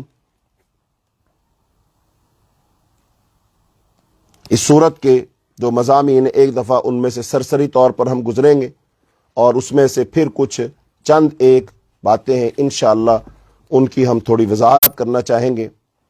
تو اس سورت کا جو تعارف ہے وہ ہو چکا۔ اب ہم جو ایک مسلمانوں کی اجتماعیت ہوتی ہے نا، ریاست، اس میں چونکہ ریاست کے جو احکام بیان کیے جا رہے ہیں، تو مسلمانوں کی جو اجتماعیت ہے، ریاست ہے، نظام ہے، اس کے بارے میں چند ایک باتیں سن لیں تاکہ یہ پہلو بھی تشنا نہ رہے اور بات ہماری مکمل ہو جائے۔ تو خاندان معاشرے کی بنیادی اکائی ہوتا ہے، خاندان معاشرے کی بنیادی اکائی ہوتا ہے، اور اجتماعیت کی اعلیٰ ترین شکل ریاست ہے۔ خاندان کی مضبوطی کا دار و مدار میاں بیوی، اولاد اور ماں باپ کے علاوہ رشتہ داروں اور یتیموں کے حقوق کے تحفظ پر ہوتا ہے، جبکہ ریاست کا استحکام خارجی محاذ کے علاوہ داخلی محاذ پر اتحاد و یکجہتی پر منحصر ہوتا ہے۔ منافقین ریاست کو کھوکھلا کرتے ہیں۔ اسلامی اجتماعیت کے فرائض میں اہل کتاب کو اسلام کی دعوت و تبلیغ بھی شامل ہے، تو یہ ریاست کا جو اجتماعی نظم بنے گا تو اس کی ایک شکل اس کے اندر، ایک ڈھانچہ اس کے اندر پیش کر دیا گیا ہے۔ تو اللہ تعالیٰ نے اس صورت میں خاص طور پر جو احکام دیے ہیں نا، وہ ہے وراثت کے احکام۔ وراثت کے احکام اس صورت میں دیے گئے ہیں۔ اب وراثت میں سے کس کو کتنا حصہ ملے گا، یہ اللہ تعالیٰ کی منشا ہے، اللہ تعالیٰ کی مرضی ہے۔ چونکہ انسان مرد کو بھی اور عورت کو بھی اللہ نے بنایا، تو اللہ تعالیٰ خالق و مالک ہے۔ اب اللہ تعالیٰ جس کا جتنا حصہ مقرر کر دے گا اس کو اتنا حصہ ملے گا۔ مرد کو اپنے حصے ملنے پر فخر نہیں ہونا چاہیے، عورت کو اپنے حصے پر کمتری کا احساس محسوس نہیں کرنا چاہیے۔ اللہ تعالیٰ کی مرضی، اللہ تعالیٰ کی تقسیم ہے، اللہ تعالیٰ دیتا ہے۔ اللہ کی رضا پہ راضی رہنا ہے، اللہ کی رضا پہ خوش رہنا ہے، اس پر اعتراض نہیں کرنا، اللہ سے بدظن نہیں ہونا، اسلام کے بارے میں اسلام پر تنقید نہیں کرنی۔ اب مثال کے طور پر یہ دونوں ہاتھ کس نے بنائے؟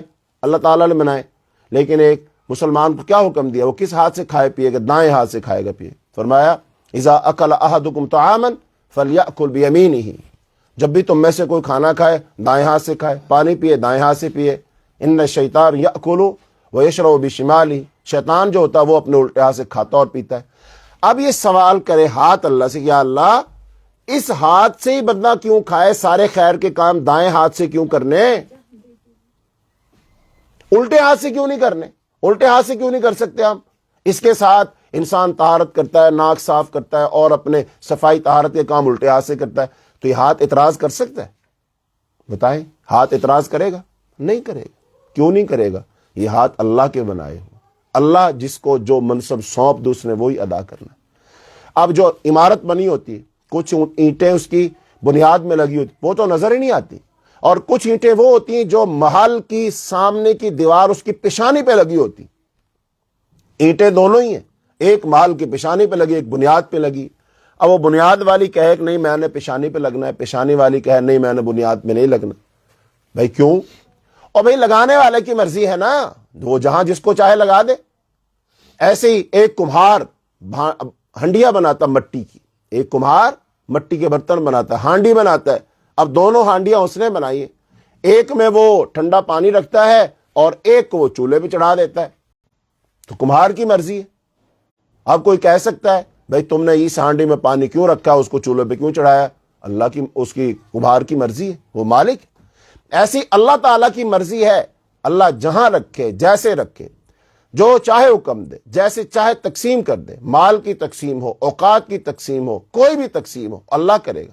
اور ہمیں اللہ تعالیٰ کے حکم پر سر تسلیم خم کرنا ہے، ہم نے اپنا سر جھکا دینا کہ اللہ سمعنا و اطعنا، ہم نے سنا اور ہم نے بات مان لی، ہم نے بات کو تسلیم کر لیا، اگرچہ مگرچہ چونکہ چنانچہ کچھ نہیں، اللہ تو جیسے چاہے گا ویسے ہی ہوگا۔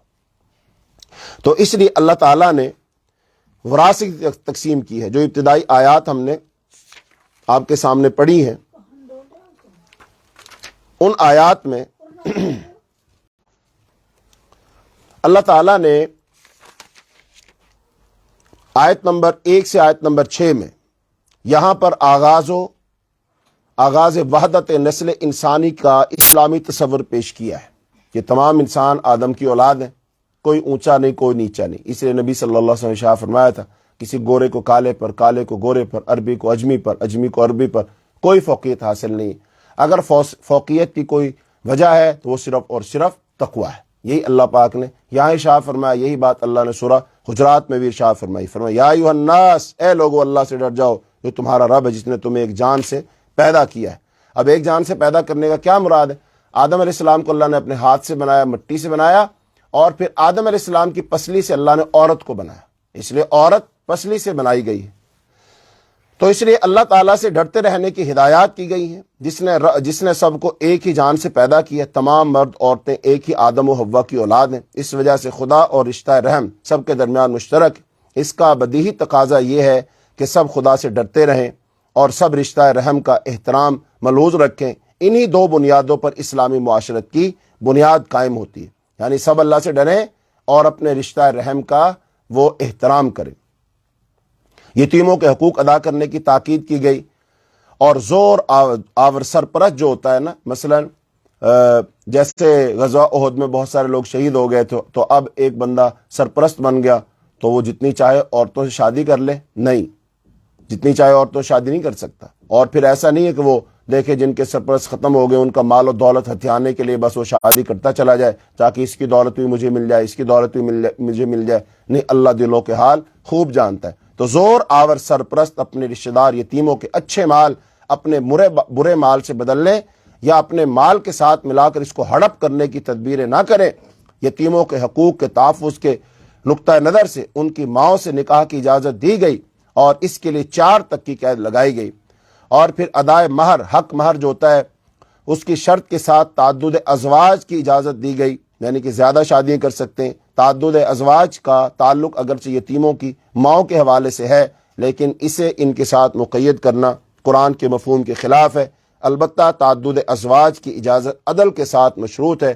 اس پر فقہائے امت کا اتفاق ہے کہ اس آیت کی روح سے تعدد ازواج کو محدود کر دیا گیا ہے، یعنی کہ ایک مسلمان زیادہ سے زیادہ ایک وقت میں 4 بیویاں رکھ سکتا ہے، اس سے زیادہ نہیں رکھ سکتا۔ اور یہ بھی اس کے لیے ہے جو 4 کے درمیان عدل و انصاف کر سکے۔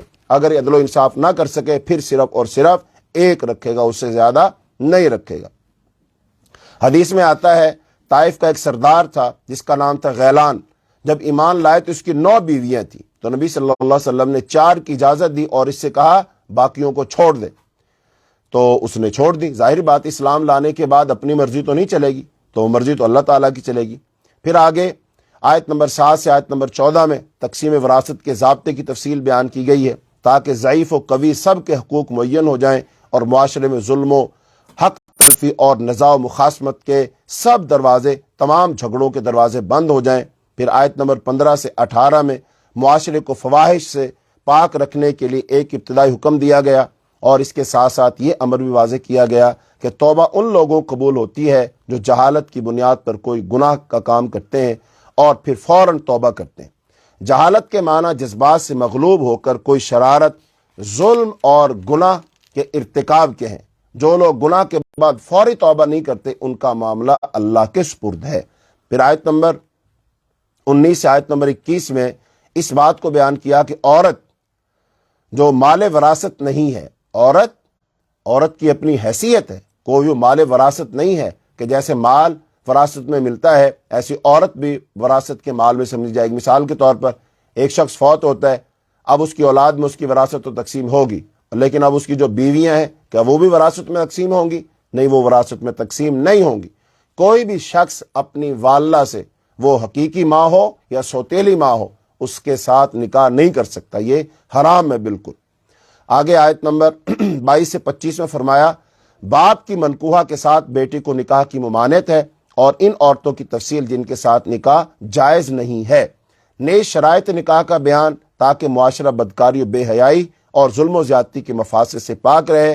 جو لوگ اس وقت آزاد عورتوں سے نکاح کی استطاعت نہیں رکھتے تھے، ان کو مسلمان لونڈیوں کے ساتھ بعض شرائط کے ساتھ نکاح کی اجازت دی گئی، اور قید نکاح میں آ جانے کے بعد اگر ان لونڈیوں سے بدکاری کا صدور ہو تو ان کے لیے تعزیر کا سزا کا ضابطہ بھی مقرر کیا گیا۔ پھر آیت نمبر 26 سے 31 میں فرمایا کہ مسلمانوں کو ایک دوسرے کا مال ناجائز ذرائع سے کھانے اور ایک دوسرے کا خون بہانے کی ممانعت کی گئی۔ جو لوگ معاشرے میں ظلم و عدوان کی تخم ریزی کریں گے وہ سب جہنم میں جھونک دیے جائیں گے۔ پھر اس کے بعد آیت نمبر 32-33 میں فرمایا کہ شریعت میں عورت اور مرد دونوں کے لیے جو حدود و حقوق معین کر دیے گئے ہیں سب ان کے اندر ہیں، اپنے اپنے حدود کے اندر ہر ایک خدا کے ہاں اپنی محنت کا اجر پائے گا۔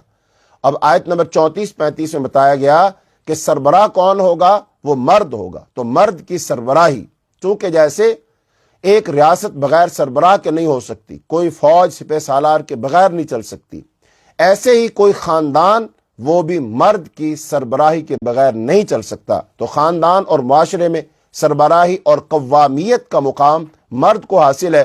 اپنی خلقی صفات اور کفالتی ذمہ داریوں کے لحاظ سے وہی اس کے لیے موزوں ہے۔ نیک بیویاں اس حق کا احترام کرتی ہیں جن عورتوں سے سرکشی کا اندیشہ ہو ان کو ان کے شوہر نصیحت کریں، اور اگر ضرورت محسوس کریں تو ایک حد تک مناسب تنبیہ کر سکتے ہیں، ہلکی پھلکی مار لگا سکتے، ایسی مار لگانا جس سے ان کے جسم پر نشان نہ بنے، ان کی ہڈی پسلی نہ ٹوٹے، اس حد تک تنبیہ کے لیے، اصلاح کے لیے خاوند جو ہے وہ مار لگا سکتا ہے۔ آیت نمبر 36 سے 43 میں معاشرتی احکام اور ہدایات کا جو سلسلہ شروع سے چلا آ رہا تھا وہ ان آیات پر ختم ہوتا ہے۔ آغاز میں اللہ تعالیٰ کے تقوی اور حقوق اللہ کی بات کی گئی، عبادت کے بعد انسانوں کے حقوق اور معاشرتی تعلقات کے بارے میں تفصیلات دی گئی، اور پھر آیت نمبر 44 سے آیت نمبر 57 میں اصلاحات کا رد عمل، اسلامی معاشرے میں جو اصلاحات کی گئیں مخالفین نے اس پر جس رد عمل کا اظہار کیا اس کا بیان اور اس پر تبصرہ ہے۔ مخالفین میں سب سے پہلے یہود کو لیا ہے، ان کے طنزیہ انداز کا ذکر ہے، پھر ان کے مجرمانہ رویوں کو بیان کیا گیا ہے۔ یعنی کہ جب اسلام کوئی حکم دے گا اور معاشرے کی اصلاح کرے گا کہ یہ کام اب تک تو ایسے ہوتا رہا لیکن اب اس کے بعد ایسے نہیں، ایسے ہوگا، تو پھر ظاہری بات ہے معاشرے میں کچھ لوگوں کے مفاد پر زد پڑتی ہے نا، ان کو نقصان پہنچتا ہے، ان کی خواہشات پر زد پڑتی ہے، لہذا پھر کیا ہوتا ہے، وہ اعتراض کرتے ہیں بھائی آج تک یہ حکم ایسے تھا اب ایسے کیوں ہو گیا، ایسے نہیں ہونا چاہیے تو ایسے ہونا چاہیے۔ تو بہرحال جو ایک بندہ مومن ہوتا ہے وہ کیا کرتا ہے، وہ ہر حال میں اللہ کی اطاعت کرتا ہے، بھلے وہ بات اس کو پسند ہو یا پسند نہ ہو، دل کرے یا نہ کرے، لیکن وہ ہر حال میں اپنے اللہ کی اطاعت اور فرمانبرداری کرتا ہے۔ آیت نمبر 58 سے 75 میں فرمایا مسلمانوں کو اس بات کی نصیحت کی گئی کہ اہل کتاب سے چھین کر شریعت الہی یہ امانت تمہارے سپرد کی جا رہی ہے تو تم یہود کی طرح اس امانت میں خیانت کرنے والے نہ بن جانا، بلکہ اس کو ٹھیک ٹھیک ادا کرنے والے بننا اور ہر حال میں عدل پر قائم رہنا، نیز اللہ اور رسول اور اپنے اولی الامر کی اطاعت کرتے رہنا، اس کے بغیر اس امانت کی ذمہ داریاں ادا نہیں ہو سکتی۔ اور اگر کسی امر میں اختلاف واقع ہو تو ایمان کا تقاضا یہ ہے کہ اس کو اللہ اور رسول ہی کی طرف لوٹا دیا جائے تاکہ اس نزاع کا، اس جھگڑے کا صحیح فیصلہ ہو سکے اور کوئی اختلاف تمہارے شرازے کو درہم برہم نہ کرنے پائے، تمہاری اجتماعیت کو ختم نہ کرے۔ فرمایا فَإِن تَنَازَعْتُمْ فِي شَيْءٍ فَرُدُّوهُ إِلَى اللَّهِ وَالرَّسُولِ، اگر تمہارا کسی بات میں جھگڑا ہو جائے تو اس جھگڑے کو اللہ اور اس کے رسول کی طرف لوٹا دو۔ ان احکام کے بعد منافقین کو ملامت کی گئی کہ وہ اللہ اور اس کے رسول کی اطاعت پر مجتمع ہونے کی بجائے اسلام اور مسلمانوں سے میل جول رکھتے ہیں اور اس کو بڑی دانش مندانہ سیاست سمجھتے ہیں، حالانکہ اس وقت تک ان کا ایمان ہی معتبر نہیں ہے جب تک وہ پورے طور پر اپنے آپ کو پیغمبر کے حوالے نہ کر دیں اور ہر معاملے میں ان کی اطاعت نہ کریں۔ مسلمانوں کو اپنی مدافعت اور دارالکفر میں گھرے ہوئے مظلوم مسلمانوں کی آزادی کے لیے جہاد کی تاکید کی گئی۔ ان منافقین کو ملامت کی گئی جو جہاد سے جی چراتے تھے، مسلمانوں کی ہمتیں پست کرتے تھے، مال غنیمت میں حصہ داری کے تو متمنی اور مدعی تھے، لیکن خطرہ کوئی بھی مول لینے کے لیے تیار نہیں تھے۔ تو مسلمانوں کو کم دیا گیا کہ وہ علاقے جہاں پر مسلمان ہیں اور وہ علاقے کافروں کے، لہذا اپنے بھائیوں کی مدد کرو، ان کو چھڑانے کی کوشش کرو، ان کے لیے جہاد کرو۔ چونکہ اللہ تعالیٰ نے قرآن پاک میں ارشاد فرمایا وَمَا لَكُمْ لَا تُقَاتِلُونَ فِي سَبِيلِ اللَّهِ وَالْمُسْتَضْعَفِينَ مِنَ الرِّجَالِ وَالنِّسَاءِ وَالْوِلْدَانِ الَّذِينَ يَقُولُونَ رَبَّنَا أَخْرِجْنَا مِنْ هَٰذِهِ الْقَرْيَةِ الظَّالِمِ أَهْلُهَا وَاجْعَل لَّنَا مِن لَّدُنكَ وَلِيًّا وَاجْعَل لَّنَا مِن لَّدُنكَ نَصِيرًا۔ فرمایا مسلمانوں تمہیں کیا ہو گیا ہے کہ تم اللہ کی راہ میں جہاد نہیں کرتے، جبکہ بوڑھے مرد اور عورتیں اور بچے وہ پکار کر کہہ رہے ہیں کہ اللہ ہماری مدد کے لیے اپنی طرف سے اپنا کوئی مددگار بندہ بھیج دے۔ تو اس کا مطلب کیا ہے کہ مسلمانوں کو اللہ حکم دے رہے، بتا رہے کہ اپنے ان مسلمان مظلوم بھائیوں کی مدد کرو، ان کے علاقوں سے ان کو نجات دلانے کے لیے تلوار اٹھاؤ اور جہاد کرو۔ یہ اللہ پاک نے حکم دیا ہے۔ کاش کہ ہم اس بات کو آج سمجھیں تو آج بھی جہاں جہاں مسلمانوں پر ظلم ہو رہا ہے، وہ کشمیر کے مسلمان ہو، وہ فلسطین کے مسلمان ہو، اور دیگر دنیا میں جہاں کہیں ظلم ہو رہا ہے، مسلمان حکومتیں متفق اور متحد ہو کر اور اعلاء کلمت اللہ کی خاطر اللہ کی راہ میں لشکر روانہ کریں اور وہ ان ملکوں سے جا کے جہاد کریں اور پھر ان مسلمانوں کی مدد کریں اور اللہ کی زمین پر اللہ کے دین کو نافذ اور غالب کر دیں، کفر کو مٹا دیں۔ یہی کام رسول اللہ صلی اللہ علیہ وسلم نے کیا۔ رسول اللہ صلی اللہ علیہ وسلم رحمت للعالمین نبی ہیں، نبی رحمت ہیں، لیکن اس نبی رحمت نے اپنی 10 سالہ مدنی زندگی کے اندر 80 اور 3 83 83 غزوات لڑے ہیں، ان میں آپ خود شامل ہوئے ہیں، شریک ہوئے، آپ نے قیادت کی ہے، تلوار اٹھائی ہے، جہاد کیا ہے۔ تو آپ اندازہ لگائیے 10 سال اور اتنی جنگیں، اور نبی صلی اللہ علیہ وسلم نے پھر فتح مکہ کیا ہے۔ تو اس کا مطلب کتنے لشکر، کتنے مواقع ہیں جب آپ نے خود قیادت کی ہے۔ آج ہمارے مسلمان حکمرانوں کو کیا ہو گیا ہے کہ وہ قیادت نہیں کرتے، وہ لشکر روانہ نہیں کرتے، وہ اسلام کے لیے وہ لشکر بھیج کر وہ کفار کے ملکوں پر حملہ آور نہیں ہوتے۔ یہ کیا ہو گیا؟ یہ ہماری بزدلی ہے۔ نبی صلی اللہ علیہ وسلم نے شاہ فرمایا تھا ایک وقت آئے گا جب مسلمانوں پر کفار اس طرح ٹوٹ پڑیں گے جیسے بھوکے لوگ دسترخوان پر ٹوٹ پڑتے ہیں۔ تو صحابہ کرام نے عرض کیا کیا رسول اللہ نحن یومئذ قلیل، کہ اللہ کے رسول کیا اس وقت ہم بہت قلیل ہوں گے، تھوڑے ہوں گے؟ آپ نے ارشاد فرمایا بل انتم کثیر، بلکہ تم بہت زیادہ ہوگے، تمہاری تعداد تو بہت زیادہ ہوگی لیکن تمہاری تعداد کی حیثیت کوئی نہیں ہوگی۔ بالکل ایسے ہی جیسے کوڑا کرکٹ اور گھاس پھوس وہ سیلاب جب آتا ہے اس کے پانی کے آگے جمع ہو جاتے ہیں، دیکھنے کو تو بہت زیادہ ہوتے ہیں لیکن اس پانی کو روک نہیں سکتے۔ کیوں؟ کہ ان کے پاؤں زمین پر نہیں لگتے، ان میں طاقت اور قوت نہیں ہوتی ہے۔ ایسی مسلمان اس وقت تعداد کے لحاظ سے تو بہت زیادہ ہوں گے لیکن ان کے اندر کفار کو روکنے کی طاقت نہیں ہوگی۔ صحابہ کرام رضی اللہ عنہم اجمعین انہوں نے عرض کیا کہ اللہ کے رسول ایسا کیوں ہوگا، اس کی کیا وجہ ہوگی؟ چونکہ صحابہ کرام کے ذہن میں تو وہی مارکے تھے کہ بدر میں ہم 313 تھے، کفار 1000 تھے لیکن جیتے ہم۔ غزوہ احد میں کفار 3000 تھے، ہم 700 تھے لیکن جیتے ہم۔ اور بہت سارے مواقع پر اللہ تعالیٰ نے مسلمانوں کو کم ہونے کی وجہ سے بھی اللہ نے فتح دی۔ غزوہ احزاب اس میں سارے کا سارا عرب 10,000 کا لشکر لے کر مدینے کا محاصرہ کر لیا تھا لیکن اللہ تعالیٰ نے فتح مسلمانوں کو دی۔ یاد کریں طارق ابن زیاد، وہ اسپین پر وہ حملہ کرتا ہے ایک مختصر سی فوج کے ساتھ اور فتح کے جھنڈے گاڑ دیتا ہے۔ محمد ابن قاسم سندھ کے راجہ داہر پر حملہ آور ہوتا ہے اور ہندوستان میں اسلام کی فتح کی بنیاد ڈال لیتا ہے۔ یہ سب کچھ کیسے ہو گیا؟ صلاح الدین ایوبی اکیلا تھا اور اس نے پورے یورپ کو ناک و چنے چبوا دیے تھے اور شکست فاش دے کر اس کو مسجد اقصی کو آزاد کروا لیے تھے۔ یہ سب کیسے ہو گیا؟ الپ ارسلان ایران میں تھا، سلجوق سلطنت تھی اور اس نے پورے یورپ کا ناکہ بند کر دیا تھا۔ یہ سب کچھ کیسے ہو گیا؟ خلافت عثمانیہ قائم ہوئی اور 3 بر اعظموں پر قائم ہو گئی اور سارے کا سارا یورپ دیکھتا رہا، سارے کے سارے عیسائی ان کے مد مقابل اپنی حرزت سرائی بھی کرتے رہے، سازشیں بھی کرتے رہے، مقابلے بھی کرتے رہے، لیکن ان تمام کو شکست فاش دے کر خلافت عثمانیہ قائم ہوئی اور ایشیا میں بھی وہ قائم ہوئی، افریقہ میں بھی قائم ہوئی اور یورپ پر۔ یہ سب کچھ کیسے ہو گیا؟ یہ ہماری روشن تاریخ ہے جس سے ہمیں سبق حاصل کرنا ہے کہ آج بھی ہم علم جہاد بلند کریں، نعرہ تکبیر لگائیں، اللہ کے لیے، اعلاء کلمۃ اللہ کے لیے ہم اپنی فوجوں کو روانہ کریں۔ آج پھر اللہ تعالی ہمیں عزت دے گا، پھر اللہ تعالی ہمیں سرخرو کرے گا۔ تو صحابہ کرام نے کہا اللہ کے رسول اس وقت ہم جو اتنے ناکام ہو جائیں گے، ذلیل و رسوا ہو جائیں گے، دشمن ہم پر ٹوٹ پڑیں گے، ایسا کیوں ہوگا؟ اس کی وجہ کیا ہے؟ تو پیارے پیغمبر حضرت محمد صلی اللہ علیہ وسلم نے ارشاد فرمایا مسلمانوں میں اس وقت ایک بیماری آ جائے گی اور اس بیماری کا نام ہے وہن۔ اس کو کیا کہتے ہیں؟ بیماری کو کہتے ہیں وہن۔ صحابہ کرام نے پوچھا جی وہن کیا ہوتا ہے؟ تو آپ نے فرمایا حب الدنیا و کراہیت الموت۔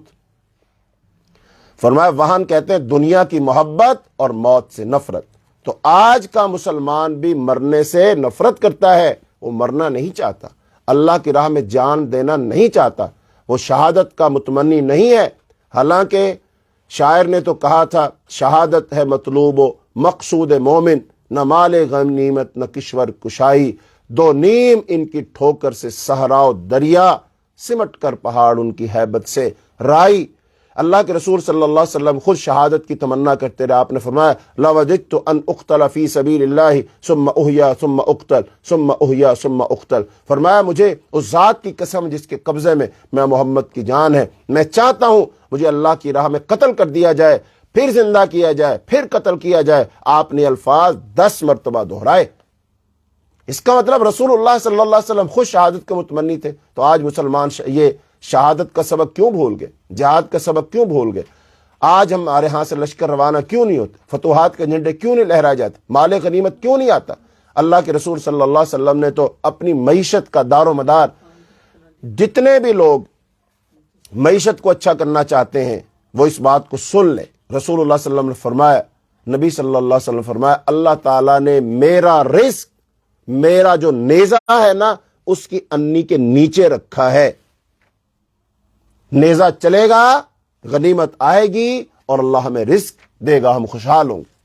کاش کہ ہم اس جہاد کے فلسفے کو سمجھے جو اللہ تعالیٰ نے فرمایا اور ہمیں خاص طور پر کہا ہے ما لکم لا تقاتلون فی سبیل اللہ۔ تمہیں کیا ہو گیا ہے؟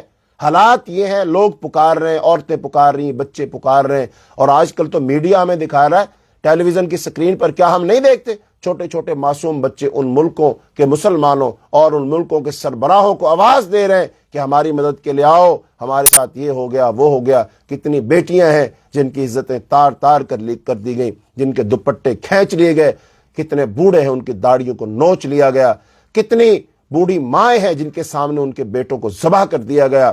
کیا یہ واقعات ہمیں جھنجھوڑنے کے لیے کافی نہیں ہے؟ فَبِأَيِّ حَدِيثٍ بَعْدَهُ يُؤْمِنُونَ۔ ہم اس کے بعد کس حدیث پر ایمان لائیں؟ کیا چاہیے ہمیں؟ کیا زمین پر زلزلے نہیں آ رہے؟ کیا طوفان نہیں آ رہے؟ کیا یہ زمین نہیں ہل رہی ہے؟ یہ سب کچھ ہمیں جگانے اور جھنجھوڑنے کے لیے، کاش کہ ہم جاگ جائیں، اس خواب غفلت سے ہم بیدار ہو جائیں۔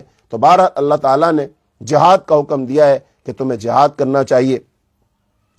پھر اس کے بعد منافقین کی اس شرارت کی طرف اشارہ کیا گیا ہے کہ اگر ان کو امن یا خطرے کی کوئی خبر پہنچتی ہے تو سنسنی پیدا کرنے کے لیے اس کو فوراً پھیلاتے ہیں۔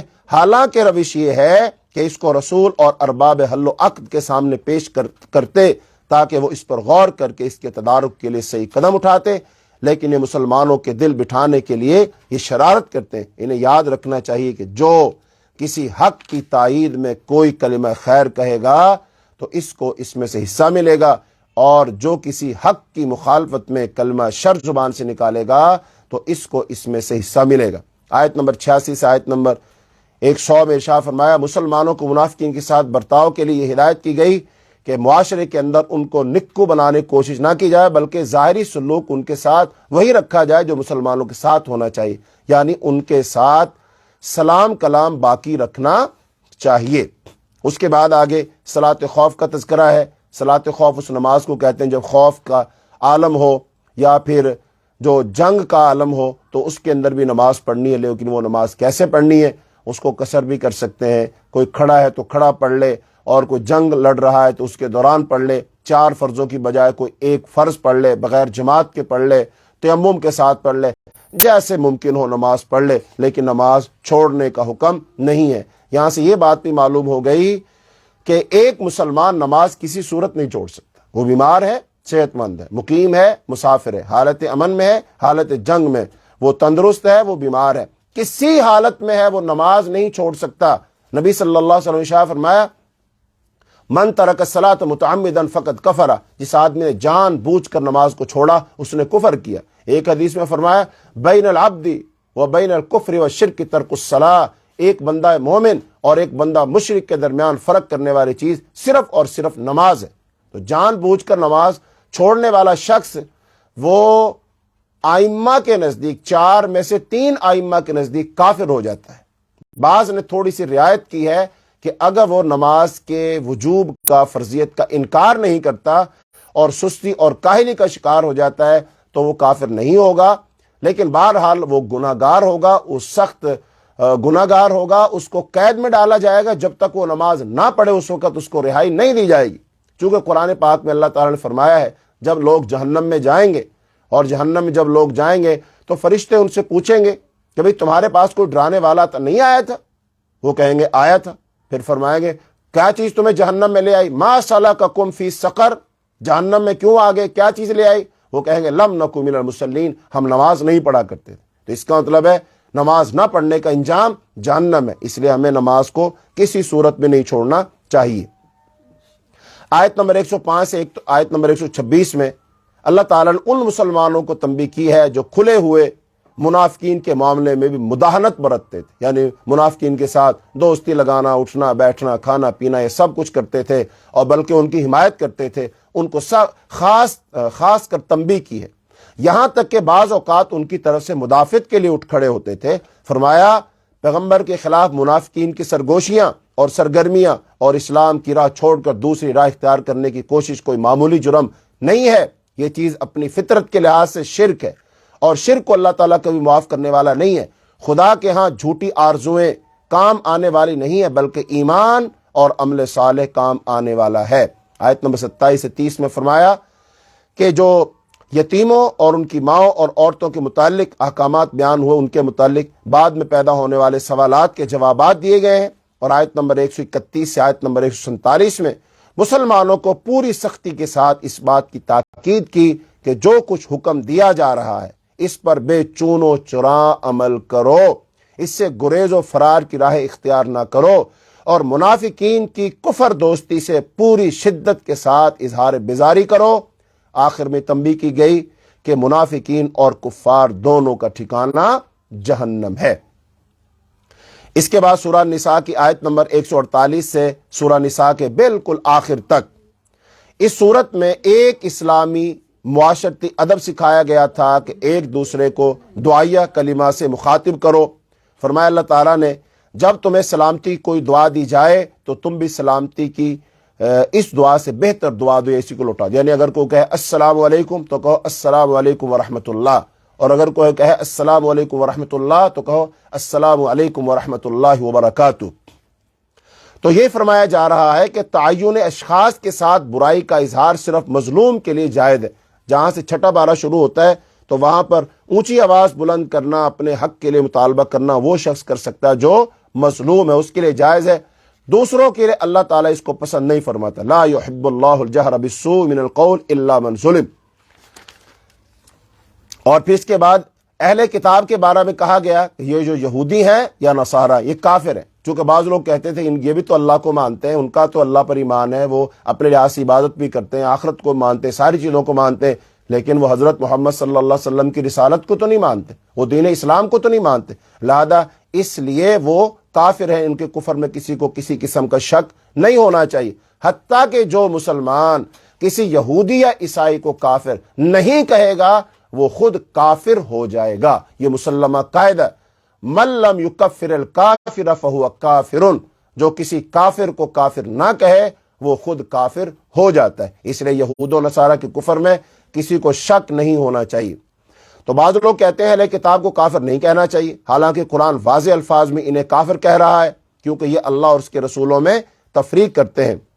پھر اہل ایمان کا طرز عمل، تو اس کے بالکل برعکس اہل ایمان کا طرز عمل بتایا گیا کہ وہ اللہ اور اس کے رسولوں پر ایمان لاتے ہیں اور ان میں کسی قسم کی تفریق نہیں رکھتے۔ ایسے لوگوں کا اجر اللہ کے ہاں محفوظ ہے۔ پھر اس کے بعد آیت نمبر 153 سے آیت نمبر 162 میں فرمایا، ان آیات میں اہل کتاب یہود و نصارہ کو تنبیہ ہے، اور یہ تنبیہ اتنی سخت اور شدید ہے کہ لفظ سے اللہ عز و جل کا غیظ و غضب وہ ظاہر ہو رہا ہے، اور پوری یہ آیات جو ہے ایک تقریر کی مانند ہے، اور پوری تقریر از ابتدا تا انتہا صرف فرد قرارداد جرم پر مشتمل ہے، اور کلام کے جوش اور روانی کا یہ عالم ہے کہ بات شروع ہونے کے بعد یہ متعین کرنا مشکل ہوتا ہے کہ کہاں جو ہے ختم کہاں ہوئی۔ اس قسم کے پرجوش اور پرغضب کلام میں عموماً وہ جو اللہ تعالیٰ کا جو انداز ہوتا ہے، اللہ تعالیٰ اس میں سے مدعی جو اصل مدعا ہوتا ہے اس کو بیان کرتے ہیں، باقی چیزوں کو چھوڑ دیتے ہیں۔ تو اب ان یہود کے ایسے کون سے جرائم ہیں، ان کے وہ ایسے کون سے کام ہیں جن سے اللہ نے ناراض ہو کر اس قدر غضب کا اظہار فرمایا اور سخت الفاظ میں ان کو تنبیہ کی ہے؟ تو ان کے جرائم کی فہرست یہ ہے کہ انہوں نے اللہ کے مقابلہ میں ایک بچڑے کو پوجا اور اس کی عبادت کی، اور پھر اللہ تعالیٰ کے ساتھ کیے ہوئے انہوں نے وعدے توڑ دیے اور انبیاء کو قتل کیا، اور ان کا یہ کہنا تھا کہ ہمارے دل بند ہے، یعنی جب ان پر قرآن پڑھا جاتا تھا ان سے کہا جاتا ہے قرآن تمہیں سمجھ نہیں آتا، یہ تو ہر ایک آدمی کو بات سمجھ آتی ہے، واضح بات ہے، واضح پیغام ہے۔ یہ کہتے تھے نہیں ہمارے دل بند ہیں، ہمارے دلوں کو اللہ تعالیٰ نے غلاف میں محفوظ کیا ہوا ہے۔ نعوذ باللہ کہنا ہی چاہ رہے تھے کہ ایسی باتیں ہمارا دل قبول نہیں کرتا، ہماری ایسی غلط باتیں ہمارے دل نہیں سنتے، محفوظ ہیں۔ پھر مریم علیہ السلام پر انہوں نے بہتان لگایا، پھر مسیح علیہ السلام کو انہوں نے قتل کا کہ ہم نے ان کو قتل اس کا دعویٰ کیا، اور پھر وہ سود خور یعنی سود لیتے تھے۔ ان میں سے دو دعووں کے متعلق قرآن نے تبصرہ کیا ہے۔ جہاں تک مریم علیہ السلام کا تعلق ہے اس کے بارے میں قرآن نے دوسرے مقامات پر اشارہ کیا ہے، لیکن مسیح علیہ السلام کے قتل کے بارے میں یہیں پر فیصلہ سنا دیا، اور وہ یہی فیصلہ ہے کہ انہوں نے حضرت مسیح علیہ السلام کو نہ قتل کیا ہے نہ سلیب دی ہے، بلکہ اللہ تعالیٰ نے ان کو زندہ سلامت آسمانوں پر اٹھا لیا ہے، اور ان کو شبہ میں ڈال دیا گیا ہے کہ وہ جو تھا نا مدعی جنہوں نے مخبری کی تھی، وہ جو یہودا تھا، اللہ تعالیٰ نے مسیح علیہ السلام کی شکل اس کو بنا دیا، اور پھر اس کو سزا مل گئی، اور لوگوں نے سمجھا حضرت عیسیٰ علیہ السلام کو سزا ملی ہے، جبکہ اللہ تعالیٰ ان کو زندہ سلامت آسمانوں پر اٹھا لیا، اور قرب قیامت حضرت عیسیٰ علیہ السلام دمشق کی مسجد کے مینار پر فرشتوں کے پروں پر ہاتھ رکھے اتریں گے، اور پھر مسلمانوں کی قیادت کرتے ہوئے دجال کو قتل کریں گے، خنزیر کو قتل کریں گے، صلیب کو توڑ دیں گے، اور پھر دوبارہ سے اللہ کے دین اسلام کو اس ساری زمین پر وہ غالب کریں گے۔ تو عیسیٰ علیہ السلام نے دوبارہ ہر صورت آنا ہے، اس بات کو مسلمان بھی مانتے ہیں، اور اس بات کو جو مسیح ہے عیسائی ہے وہ بھی اس بات کو مانتے ہیں۔ اس کے بعد آیت نمبر 163 سے 175 میں نبی صلی اللہ علیہ وسلم کو تسلی دی جا رہی ہے کہ آپ مخالفوں کی پرواہ نہ کریں، نبوت اور رسالت اور وحی کوئی انجانی چیزیں نہیں ہیں، آپ سے پہلے بھی انبیاء آتے رہے ہیں اور ان پر وحی آتی رہی ہے، یہ لوگ محض ضد کی وجہ سے انکار کر رہے ہیں۔ اگر یہ لوگ آپ صلی اللہ علیہ وسلم کی مخالفت کر رہے ہیں تو اپنے اوپر ظلم کر رہے ہیں۔ پھر اس کے بعد جو اہل کتاب تھے ان کی ایک دینی غلطی اس کو واضح کیا جا رہا ہے کہ انہوں نے دین کے اندر بہت غلو کیا تھا۔ فرمایا اے اہل کتاب اپنے دین میں غلو نہ کرو، اور اللہ کی طرف حق کے سوا کوئی بات منسوب نہ کرو۔ مسیح عیسیٰ ابن مریم اس کے سوا کچھ نہیں تھا کہ اللہ کا ایک رسول تھا اور ایک فرما بردار بندہ تھا، جو اللہ نے مریم کی طرف وہ کلمہ بھیجا، اور ایک روح تھی اللہ کی طرف سے جس نے مریم علیہ السلام کے رحم میں بچہ کی شکل اختیار کی۔ بس تم اللہ اور اس کے رسولوں پر ایمان لاؤ، اور نہ کہو کہ تین ہیں، باز آ جاؤ، یہ تمہارے لیے بہتر ہے۔ اللہ تو بس ایک ہی خدا ہے، وہ پاک ہے اس سے کہ کوئی اس کا بیٹا ہو زمین اور آسمان کی ساری چیزیں اسی کی ملکیت ہیں اور ان کی کفالت و خبر گیری کے لیے بس وہی اکیلا کافی ہے۔ اس میں جو عیسائیوں کا عقیدہ ہے نا، عقیدہ تثلیث، وہ کہتے ہیں 3 میں 1 اور 1 میں 3، یعنی مریم، عیسیٰ اور خدا 3 ملائیں تو 1 بنتا ہے، اور 1 کو الگ الگ کرو تو 3 بن جاتے ہیں۔ تو ان کے لحاظ سے مریم علیہ السلام بھی اللہ کے وجود کا حصہ ہیں، عیسیٰ علیہ السلام بھی اللہ کے وجود کا حصہ ہیں، اور اللہ تعالیٰ خود 3 ملے تو 1 بنتا ہے۔ اللہ پاک نے اس نظریے کا رد کیا ہے کہ یہ ان کی غلط بات ہے، اللہ کا کوئی حصہ نہیں ہے، اللہ کا کوئی جز نہیں ہے، اللہ کا کوئی بیٹا نہیں ہے، اللہ کی کوئی بیوی نہیں ہے۔ تو یہ اہل کتاب نصارہ کو، عیسائیوں کو غلط فہمی تھی، غلط فہمی آج بھی ہے، اس کے باوجود کہ ان کو بہت سمجھایا گیا۔ عام سی مثال ہے، 1 جمع 1 جمع 1 برابر ہوتے ہیں 3 کے۔ اب یہ ریاضی کے اتنے ماہر لوگ ہیں، ان میں بڑے بڑے سائنسدان پیدا ہو گئے، لیکن ان کو یہ سمجھ نہیں آئی کہ 1 جمع 1 جمع 1 3 ہوتے ہیں نا، یہ کہتے ہیں 1 جمع 1 جمع 1 برابر 1۔ ایک بندے کو 1 روپیہ دو، پھر اور 1 روپیہ دو، پھر 1 اور روپیہ دو، پوچھو کتنے ہوئے؟ وہ کہہ سکتا ہے 1، وہ کہے گا 3۔ لیکن اگر کوئی کہے نہیں 1 ہے، کہیں گے پاگل ہے۔ اتنے نا سمجھ ہو گئے، شیطان نے ان کی مت مار دی کہ اتنی موٹی بات سمجھ نہیں آ رہی ان کو، لہذا انہوں نے یہ شرک کیا۔ اب غلو کیا ہوتا ہے؟ تو غلو کے معنی بڑھنے، زیادہ ہونے، متجاوز ہونے کے ہیں۔ جب یہ لفظ دین کے تعلق سے آئے تو اس کا مفہوم یہ ہوتا ہے کہ دین میں جس چیز کا جو درجہ و مرتبہ یا وزن و مقام ہے اس کو بڑھا کر کچھ سے کچھ کر دیا جائے، جو چیز پاؤ سیر ہے وہ من بھر کر دی جائے، جو حکم صرف استحباب اور استحسان کا درجہ رکھتا اس کو فرض اور واجب قرار دے دیا جائے، جو شخص ایک فقیہ یا مجتہد یا صحابی ہے اس کو امام معصوم بنا دیا جائے، یہ سارے کا سارا غلو ہے۔ اور آیت نمبر 176 میں یہ سورت اس کا اختتام ہوتا ہے، تو یہاں پر اللہ تعالیٰ نے جو ابتدائی سورت کے بیان کردہ احکام وراثت کے خاص مسئلے کی وضاحت کی ہے، تو یہاں پر اس سورت کا اختتام ہو جاتا ہے۔ تو اب ہم یہ باتیں تو بیان ہو گئیں، اور انشاءاللہ الرحمن سورت کا ایک خلاصہ، ایک خاکہ وہ آپ لوگوں کے ذہن میں آ جائے گا۔ لیکن اب ہم تھوڑا سا وقت آپ کا اور لیں گے، چہ جائے کہ وقت پہلے ہی زیادہ ہو چکا ہے، لیکن تھوڑا سا وقت اور لیں گے، کوئی 10 سے 15 منٹ، اور چند ایک باتیں ہیں ان کی وضاحت کریں گے۔ ان میں سے پہلی بات یہ ہے کہ مسلمانوں کو حکم دیا گیا ہے کہ وہ حرام کھانے سے بچ جائیں، یعنی خاص طور پر مسلمانوں کو کیا حکم ہے کہ وہ حرام کھانے سے بچیں، چونکہ اگر کوئی شخص حرام کھانے سے باز نہیں آئے گا تو پھر اس کی عبادات قبول نہیں کی جائیں گی۔ جیسا کہ حدیث پاک میں آتا ہے، ایک بندہ لمبا سفر کرتا ہے اور سفر کر کے وہ جاتا ہے، شارحین حدیث نے لکھا ہے اس سے مراد ہے بیت اللہ میں جانے والا حاجی، وہ جاتا ہے اور بیت اللہ کا طواف کر رہا ہے اور کہتا ہے یا رب یا رب یا رب، اے میرے رب اے میرے رب اے میرے رب۔ اس کے لیے آسمان سے آواز آتی ہے، فرمایا مطعمو کا حرام، تیرا کھانا حرام کا، ملبسو کا حرام، تیرا لباس حرام کا، غذی بالحرام، تیری غذا حرام کی تھی، فَأَنَّا يُسْتَجَابُ لِذَلِكَ، تیری دعا کیسے قبول کی جائے۔ اس کا مطلب جو بندہ حرام کھاتا ہے اس کی کوئی عبادت قابل قبول نہیں ہوتی، کیونکہ جس زبان سے عبادت کر رہا ہے وہ حرام سے بنی۔ اللہ پاک چیزوں کو قبول کرتا ہے، ناپاک چیزوں کو قبول نہیں کرتا۔ تو اللہ تعالیٰ نے فرمایا یا ایھا الذین آمنو، اے لوگو جو ایمان لائے ہو، لا تأکلوا اموالکم بینکم بالباطل، اپنے مال آپس میں باطل طریقے سے نہ کھاؤ، مگر یہ کہ تمہاری آپس کی رضامندی سے تجارت کی کوئی صورت ہو، اور اپنے آپ کو قتل نہ کرو، بے شک اللہ تم پر ہمیشہ سے بے حد مہربان ہے۔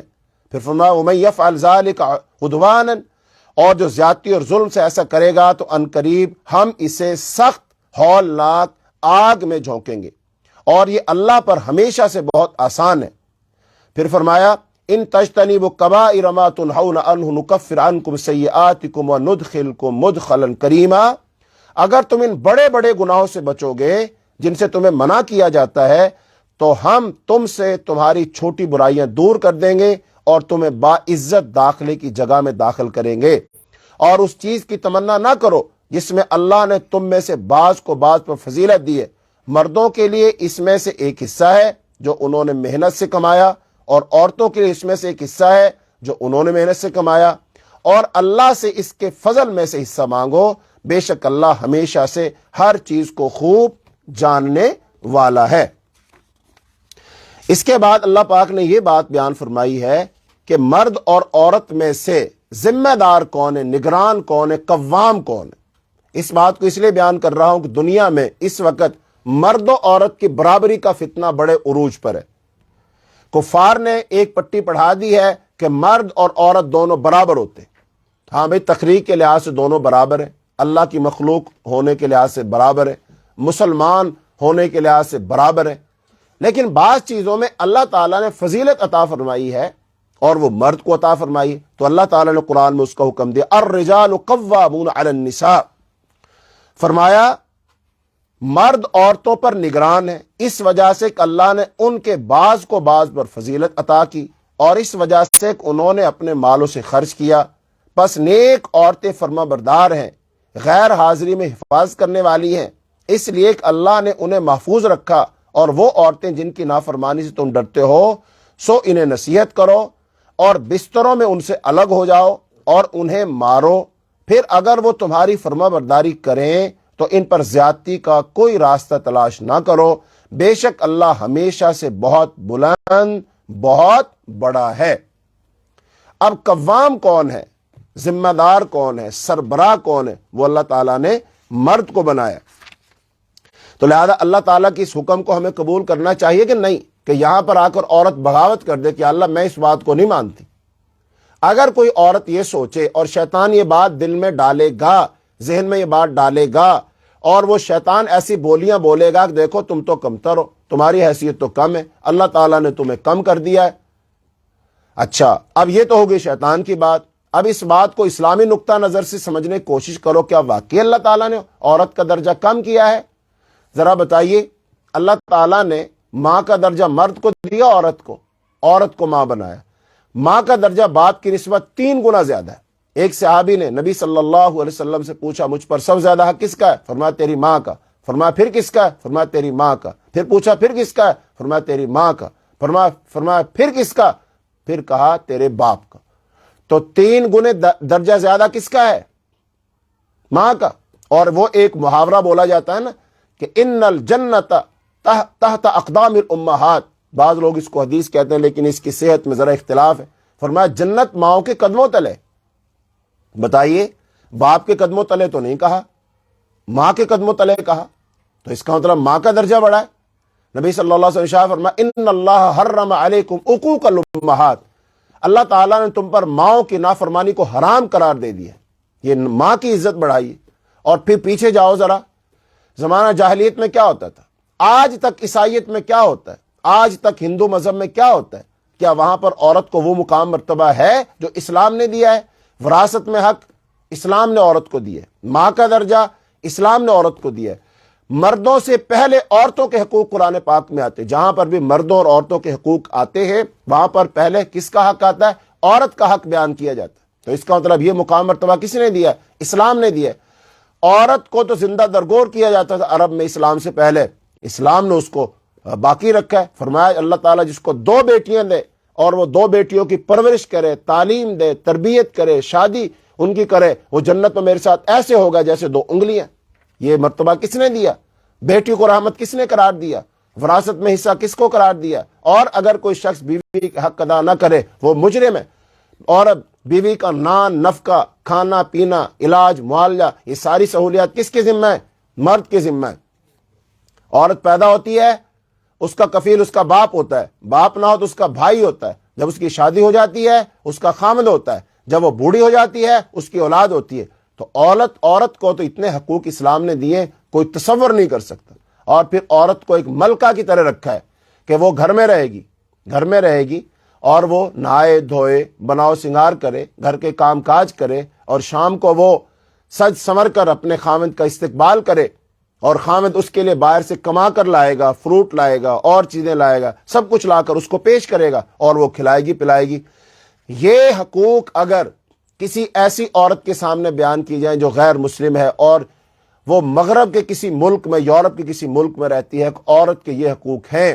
میں نے بعض اس پر وہ کتابیں پڑھی ہیں، ان میں لکھا ہے کہ ایک یورپین عورت کو کہ جو خود صبح گھر سے نکلتی ہے، کام کاج کرتی ہے، آفس جاتی ہے، وہ پھر آتی ہے، پھر اپنے اور کام کاج کرتی ہے، وہ سارے کام کاج، ساری ذمہ داری خود اٹھاتی ہے، اس کے سامنے کہا گیا ایک مسلمان عورت کو، وہ کہا گیا ایک عورت ہے، وہ گھر میں رہتی ہے، اس کے ذمہ کام کاج ہے ہی نہیں، اس نے آفس جانا ہی نہیں، کام کرنا ہی نہیں، ملازمت کرنی ہی نہیں، اس کا خامد اس کے لیے کھانا لائے گا، اس کو لباس دے گا، اس کے پیسے دے گا، بیمار ہو جائے تو علاج کروائے گا، ساری سہولیات گھر میں لا کر دے گا، وہ گھر سے باہر قدم نہیں رکھے گی، پھر اس کی اولاد اس کی فرما بردار ہوگی، اولاد اس کی خدمت کرے گی، اس کے پاؤں دبائے گی، ماں کے پاؤں تلے جنت رکھی گئی ہے۔ اس یورپین خاتون نے یہ ساری باتیں سن کر کہا کہ یہ تو صرف اور صرف بادشاہوں کی بیویوں اور بیٹیوں، شہزادیوں کے لیے ہو سکتا ہے، یہ عام عورت کے لیے نہیں ہو سکتا۔ پھر اس کو بتایا گیا یہ اسلام ہے اور اسلام عورت کو یہ تمام حقوق دیتا ہے، تو وہ تو یقین نہیں کر رہی تھی۔ تو اس کا مطلب اسلام کے لیے غیروں کی باتوں پر یقین نہ کرو، کان مت دھرو، یہ سب اسلام کے دشمن ہیں۔ جیسے کل بات بیان ہوئی تھی، یہ چاہتے ہیں ہم اللہ کے دین کو چھوڑ دیں، اللہ کی شریعت کو چھوڑ دیں، یہ شکوک و شبہات پیدا کر دیں، ہمیں صراط مستقیم سے بھٹکا کر، گمراہ کر اپنے پیچھے لگا لیں، یہ لوگ یہی چاہتے ہیں۔ اور ان کے معاشروں میں کیا ہوا؟ عورت کو گھر سے، یہ عورت کو انہوں نے آزادی دی، عورت آزاد ہے، وہ جہاں چاہے رات گزارے، جہاں چاہے دن گزارے، جو چاہے اپنے آشنا بنائے، دوست بنائے، وہ آزادی، اس پر کوئی پابندی نہیں، اس پر باپ کی پابندی نہیں ہے، بھائی کی پابندی نہیں ہے، خامد کی پابندی نہیں ہے، کسی کی پابندی نہیں۔ وہاں پر دیکھو خاندانی نظام کا کیا بنا، وہاں پر اولڈ ہاؤسز بھرے ہوئے ہیں مرد عورتوں سے، وہ اسی چیز کا نتیجہ ہے۔ 60-70% بچوں کو یہ نہیں پتا ہوتا ہمارا باپ کون ہے، وہ سارے کا سارا مرد تو عورت سے لطف اندوز ہو کر وہ چلا جاتا ہے، یہ بوجھ کون اٹھاتی ہے؟ یہ سارا بوجھ کس کے کندھوں پر پڑ جاتا ہے؟ اس عورت کے کندھوں پر پڑتا ہے جس معاشرے میں عورت کو آزادی دی گئی۔ آزادی کیا دی گئی ان کو آفس میں کھڑا کر دیا گیا، فیکٹری میں کھڑا کر دیا گیا، وہ کام کر رہی ہے، دن رات کام کر رہی، سارے بوجھ اپنے اٹھا رہی، اور آزادی کیا ملی اس کو کہ بس تم اپنی مرضی سے آ جا سکتی ہو اور اپنی مرضی کے ساتھ اپنے دوست بنا سکتی ہو اور فلاں فلاں۔ یہ آزادی ہے؟ یہ آزادی نہیں، یہ عورت کی تحقیر کی گئی، عورت کی تذلیل کی گئی، عورت کو بازار کا ایک کھلونا بنا دیا گیا، اس کی عزت کے ساتھ لوگ کھیلتے، اس کی عزت محفوظ نہیں ہے وہاں پر۔ تو لہذا یہ آزادی ہے؟ نہیں، کوئی آزادی نہیں۔ تو لہذا یہ آزادی کے نام پر اتنی ساری تحریکیں چلتی ہیں، اسلام کے خلاف لوگ آوازیں اٹھاتے ہیں، اسلام کو بدنام کرتے ہیں، یہ ناآشنا لوگ، اسلام کے دشمن لوگ ہیں، ان میں کچھ بیگانے تو ہیں ہی ہیں، کچھ اپنے بھی ناعاقبت اندیش لوگ ہیں جو غیروں کے اشاروں پر چل رہے ہیں، ان کی بولیاں بول رہے ہیں۔ لہذا اسلام کو اگر پڑھا جائے تو جتنا تحفظ اسلام نے عورت کو دیا ہے، جتنے حقوق اسلام نے عورت کو دیے، کسی مذہب نے نہیں دیے۔ اس بات پر ڈبیٹ ہو سکتی ہے، مکالمہ ہو سکتا ہے، کتابیں لکھی جا سکتی ہے، کوئی دانشور آ کر بات چیت کر سکتا ہے، تو انشاءاللہ اس سے بات کرنے کے لیے ہم تیار ہیں۔ کیوں؟ چونکہ اسلام نے حقوق اتنے عورت کو دیے، اتنے حقوق کسی نے دیے ہی نہیں۔ تو بہرحال یہ اسلام نے اس بات کو بیان کیا ہے کہ جو حکم ہے وہ مرد ہے، لہذا اس کی قوامیت میں عورت کو رہنا ہے۔ یہ تو دیکھیں، میں آپ کو ایک جو فطرت کی مثال دے دوں، جنگل میں شیر رہتے ہیں، شیروں کا ایک پورا جھنڈ ہے، اس میں مؤنث شیرنیاں بھی ہیں اور مذکر شیر بھی ہیں، بچے بھی ہیں۔ بتائیے اس شیروں کے غول کا، جس میں مذکر مؤنث دونوں شیر ہیں، اس کا بادشاہ کون ہوتا ہے؟ شیرنی ہوتی ہے کہ شیر ہوتا ہے؟ یہ فطری بات ہے۔ اس جھنڈ کی حفاظت پر مامور کون ہوتا ہے؟ شیر ہوتا ہے، شیر حفاظت کرتا ہے۔ وہ کیا ہے؟ وہ مذکر ہے۔ تو وہاں پر بھی فطرت بدل دو، جنگل میں جا کر بھی شیرنیوں کو یہ پاٹ پڑھا دو کہ یہ مرد تم پر حکمرانی کر رہا ہے، تم پر ظلم کر رہا ہے، تو یہ تو تمہارے حقوق غصب کر رہا ہے، تو تم اس کی ماتحتی میں نہیں رہ سکتی، ان کو بھی پاٹ پڑھا دو۔ غلط بات۔ اور ایک چڑیا دیکھ لو، چڑیا دیکھ لو، اس میں بھی نظر آئے گا کہ جو چڑیا ہوتی ہے نا، وہ اس چڑیا کی ماتحتی قبول کرتی ہے۔ یہ دیکھ لو، ہمارے سامنے مثالیں۔ اور عورت کیا کرتی ہے؟ مؤنث جو ہے نا، وہ پرورش کرتی ہے۔ مثال کے طور پہ دیکھیے، مرغا اور مرغی ہوتے ہیں، مرغی انڈے دیتی ہے، بچے نکالتی ہے، ساتھ ساتھ کون لیے پھرتی ہے؟ مرغی لیے پھرتی ہے۔ ان کی پرورش کرتی ہے، نگہداشت کرتی ہے، دیکھ بھال کرتی ہے، اپنے بچوں کی حفاظت کے لیے بعد وہ بلی سے لڑ جاتی ہے اور جانوروں سے لڑ جاتی ہے، کون حفاظت کر رہی؟ اس مرغی کو بھی جا کر یہ پاٹ پڑھا دو، بہن تو کیوں یہ پرورش کر رہی ہے، یہ سارا بوجھ تم پر کیوں آ گیا؟ تو یہ تو مرغے کو بھی لینا چاہیے نا۔ تو یہ جب آپ دیکھیں گے فطرت کے جو قانون ہے نا، یہ فطرت میں ہے، یہ کہ مذکر اور مؤنث میں سے مؤنث کا کیا کام ہے؟ اولاد کی تربیت کرنا، دیکھ بھال کرنا، گھر کی دیکھ بھال کرنا، اور جو مذکر ہوتا ہے اس کا کام کیا ہے کہ وہ حفاظت کرتا ہے، وہ کھانے پینے کا بندوبست کرتا ہے، وہ نگرانی کرتا ہے، وہ دشمنوں سے بچاتا ہے، وہ تحفظ کرتا ہے، وہ چار دیواری کے باہر کے مسائل کو حل کرتا ہے۔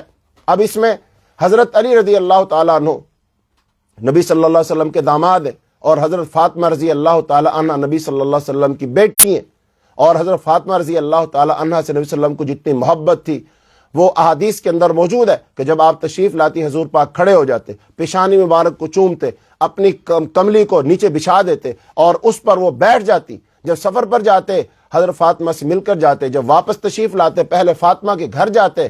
اتنی عظیم بیٹی جو جنت کی عورتوں کی سردار ہے، حسنین کی ماں ہے، علی کی بیوی ہے، نبی صلی اللہ علیہ وسلم کی لخت جگر ہے، شادی ہو گئی حضرت علی رضی اللہ تعالیٰ عنہ سے؟ ہو گئی۔ بتائیے گھر کے کام کون کرتا تھا؟ حضرت فاطمہ کیا کرتی تھی، نبی صلی اللہ علیہ وسلم کی بیٹی کیا کرتی۔ احادیث میں آتا ہے گھر میں چکی لگی ہوئی تھی، چکی پیسا کرتی تھی، آٹے پیسا کرتی تھی۔ اور حضرت علی رضی اللہ تعالیٰ عنہ تو جہاد پر رہتے تھے، سفر میں رہتے تھے، ان کے گھوڑے کے لیے چارہ لایا کرتی تھی، کنویں سے پانی بھر کر لایا کرتی تھی۔ تو گھر کے سارے کام کون کیا کرتی تھی؟ نبی کی بیٹی کر رہی، فاطمہ کر رہی رضی اللہ تعالی عنہا۔ اور وہ کس کی زیر نگرانی میں تھی، کس کی کفالت میں تھی؟ حضرت علی رضی اللہ تعالیٰ کی کفالت میں تھی۔ حضرت علی رضی اللہ تعالیٰ ذمہ دار تھے، قوام تھے، اور نبی صلی اللہ علیہ وسلم نے ایک حدیث میں ارشاد فرمایا اگر اللہ کے علاوہ کسی کو سجدہ کرنے کی اجازت ہوتی تو میں عورت کو حکم دیتا کہ اپنے خامد کو سجدہ کیا کرے۔ یعنی حضور پاک اپنی بیٹی فاطمہ کو حکم دیتے کہ بیٹی تو علی کو سجدہ کیا کر، لیکن چونکہ اسلام میں اللہ کے علاوہ کسی کے لیے سجدہ جائز نہیں ہے۔ ایک دفعہ آپ صلی اللہ علیہ وسلم بیٹھے ہوئے تھے تو ایک خاتون آئی، اب وہ کون سی امہات المومنین کے پاس آئی تھی، غالباً عائشہ رضی اللہ تعالیٰ کے پاس یا کسی اور کے پاس، تو وہ خاتون آئی اور بات چیت کرنے لگی۔ رسول اللہ صلی اللہ علیہ وسلم نے پوچھا کون ہے؟ کہا جی فلاں عورت ہے۔ آپ نے پوچھا خامد والی ہو، تمہارا خامد زندہ ہے؟ کہا جی ہاں زندہ ہے۔ تو آپ نے فرمایا فَإِنَّهُ جَنَّتُكِ وَنَارُكِ، بے شک تیرا خامد تیری جنت ہے، تیرا خامد تیری جہنم ہے۔ یعنی اگر اس کی اطاعت فرما برداری کرو گی جنت میں جاؤ گی، اور اگر نافرمانی کرو گی جنت میں نہیں جاؤ گی۔ پھر ایک اور حدیث میں ارشاد فرمایا جو عورت 5 نمازیں پڑھتی ہے، روزے رکھتی ہے، اور اپنے خاوند کی اطاعت فرما برداری کرتی ہے وہ جنت میں جائے گی۔ اور جس کا خاوند اس حال میں اس سے ناراض ہو گیا، اس حال میں مری کہ اس کا خاوند اس سے ناراض تھا، تو اس کے لیے وعید ہے۔ اور ایک حدیث میں یہ فرمایا کہ خاوند اگر بیوی کو بلائے، رات کو خاوند بیوی کو اپنے پاس بلائے اور وہ بیوی نہ آئے تو صبح تک اللہ کے فرشتے اس عورت پر لعنت کرتے ہیں۔ کیا پتا چلا قوامیت کس کی ہے، نگرانی کس کی، گھر کا ذمہ دار کون ہے، گھر کا سربراہ کون ہے؟ نبی صلی اللہ علیہ وسلم فرمایا کلکم راعٍ وکلکم مسئول عن رعیتی، تم میں سے ہر ایک ذمہ دار ہے اور قیامت کے دن اس کی ذمہ داری کے بارے میں پوچھا جائے گا۔ جو مرد ہے وہ اپنے گھر کا ذمہ دار ہے، اس میں اس کی بیوی ہے، اس کے بچے، وہ ذمہ دار ہے، اس سے پوچھا جائے گا۔ تو بہرحال یہ مضمون چونکہ اب ہمارا ٹاپک نہیں ہے، یہ تو ضمناً بات آگئی تفسیر میں، تو قوامیت مرد کی ہے۔ اس کے بعد اللہ رب العالمین نے فرمایا اللہ کی اطاعت کرو اور اس کے رسول کی اطاعت کرو۔ اللہ رسول کی اطاعت کا حکم دیا گیا ہے۔ اب کوئی شخص جانتے بوجھتے اطاعت نہیں کرتا رسول اللہ صلی اللہ علیہ وسلم کی، تو وہ اپنا سمجھ لے پھر اللہ تعالیٰ نے کیا فرمایا یا ایھا الذین آمنوا اطیعوا اللہ واطیعوا الرسول واولی الامر منکم فان تنازعتم فی شیء فردوه الی اللہ والرسول ان کنتم تؤمنون باللہ والیوم الآخر ذلک خیر واحسن تأویلا۔ اے لوگو جو ایمان لائے ہو، اللہ کا حکم مانو اور رسول کا حکم مانو، اور ان کا بھی جو تم میں سے حکم دینے والے ہیں۔ پھر اگر تم کسی چیز میں جھگڑ پڑو تو اسے اللہ اور اس کے رسول کی طرف لوٹاؤ، اگر تم اللہ اور یوم آخرت پر ایمان رکھتے ہو، یہ بہتر ہے اور انجام کے لحاظ سے زیادہ اچھا ہے۔ کسی مسئلے میں کوئی جھگڑا ہو جائے تو اس کو کہاں لے آؤ؟ اللہ اور اس کے رسول کی طرف۔ اب میں یہاں پر آپ لوگوں کو یہ بات کہنا چاہتا ہوں، اگر کسی مسئلے میں اختلاف ہو جائے، مثال کے طور پر رمضان ہے، رمضان کے اندر تراویح کا مسئلہ ہی لے لو یا اس طرح کے اور مسائل لے لو، اب اس مسئلے میں کیا کریں ہم؟ کوئی کہتا 20 پڑھو، کوئی کہتا 8 پڑھو، کیا کریں؟ تو اللہ پاک کیا حکم دے رہے ہیں؟ جھگڑا ہو جائے تو اس کو لوٹا دو اللہ کی طرف اور اس کے رسول کی طرف، جھگڑا ختم ہو جائے گا۔ اب کسی بھی آپ مسلک سے، جماعت سے، گروہ سے تعلق رکھتے ہیں، آپ کسی شخص سے مسئلہ پوچھیں، آپ یہ کہیں مجھے یہ بتاؤ کہ رسول اللہ صلی اللہ علیہ وسلم نے تراویح کتنی رکعت پڑھی ہے، صحیح حدیث مجھے بتا دو، صحیح حدیث کی شرط لگا دو، تو انشاءاللہ الرحمن وہ کوئی بندہ بھی ہوگا حدیث کے مطابق بتائے گا۔ تو اماں جی عائشہ رضی اللہ تعالیٰ عنہ سے کسی نے پوچھا تھا کہ اللہ کے رسول کتنی رکعتیں پڑھا کرتے تھے؟ تو آپ نے فرمایا ما کان یزید، نبی صلی اللہ علیہ وسلم زیادہ نہیں پڑھتے تھے، فی رمضان و فی غیر رمضان، رمضان میں اور غیر رمضان، علی 11 رکعت، 11 رکعت سے زیادہ نہیں پڑھتے تھے، 11 رکعتیں پڑھا کرتے تھے، یہ اماں جی عائشہ نے بتایا۔ اب ظاہر بات اس سے بھی معلوم ہوتا ہے کہ حضرت عائشہ رضی اللہ تعالیٰ عنہ سے کسی نے جو سوال پوچھا، کیوں پوچھا؟ جب کسی مسئلے میں اختلاف ہوتا ہے نا، 2 آراء ہوتی ہے، سوال پوچھنے کی نوبت تب پڑتی ہے۔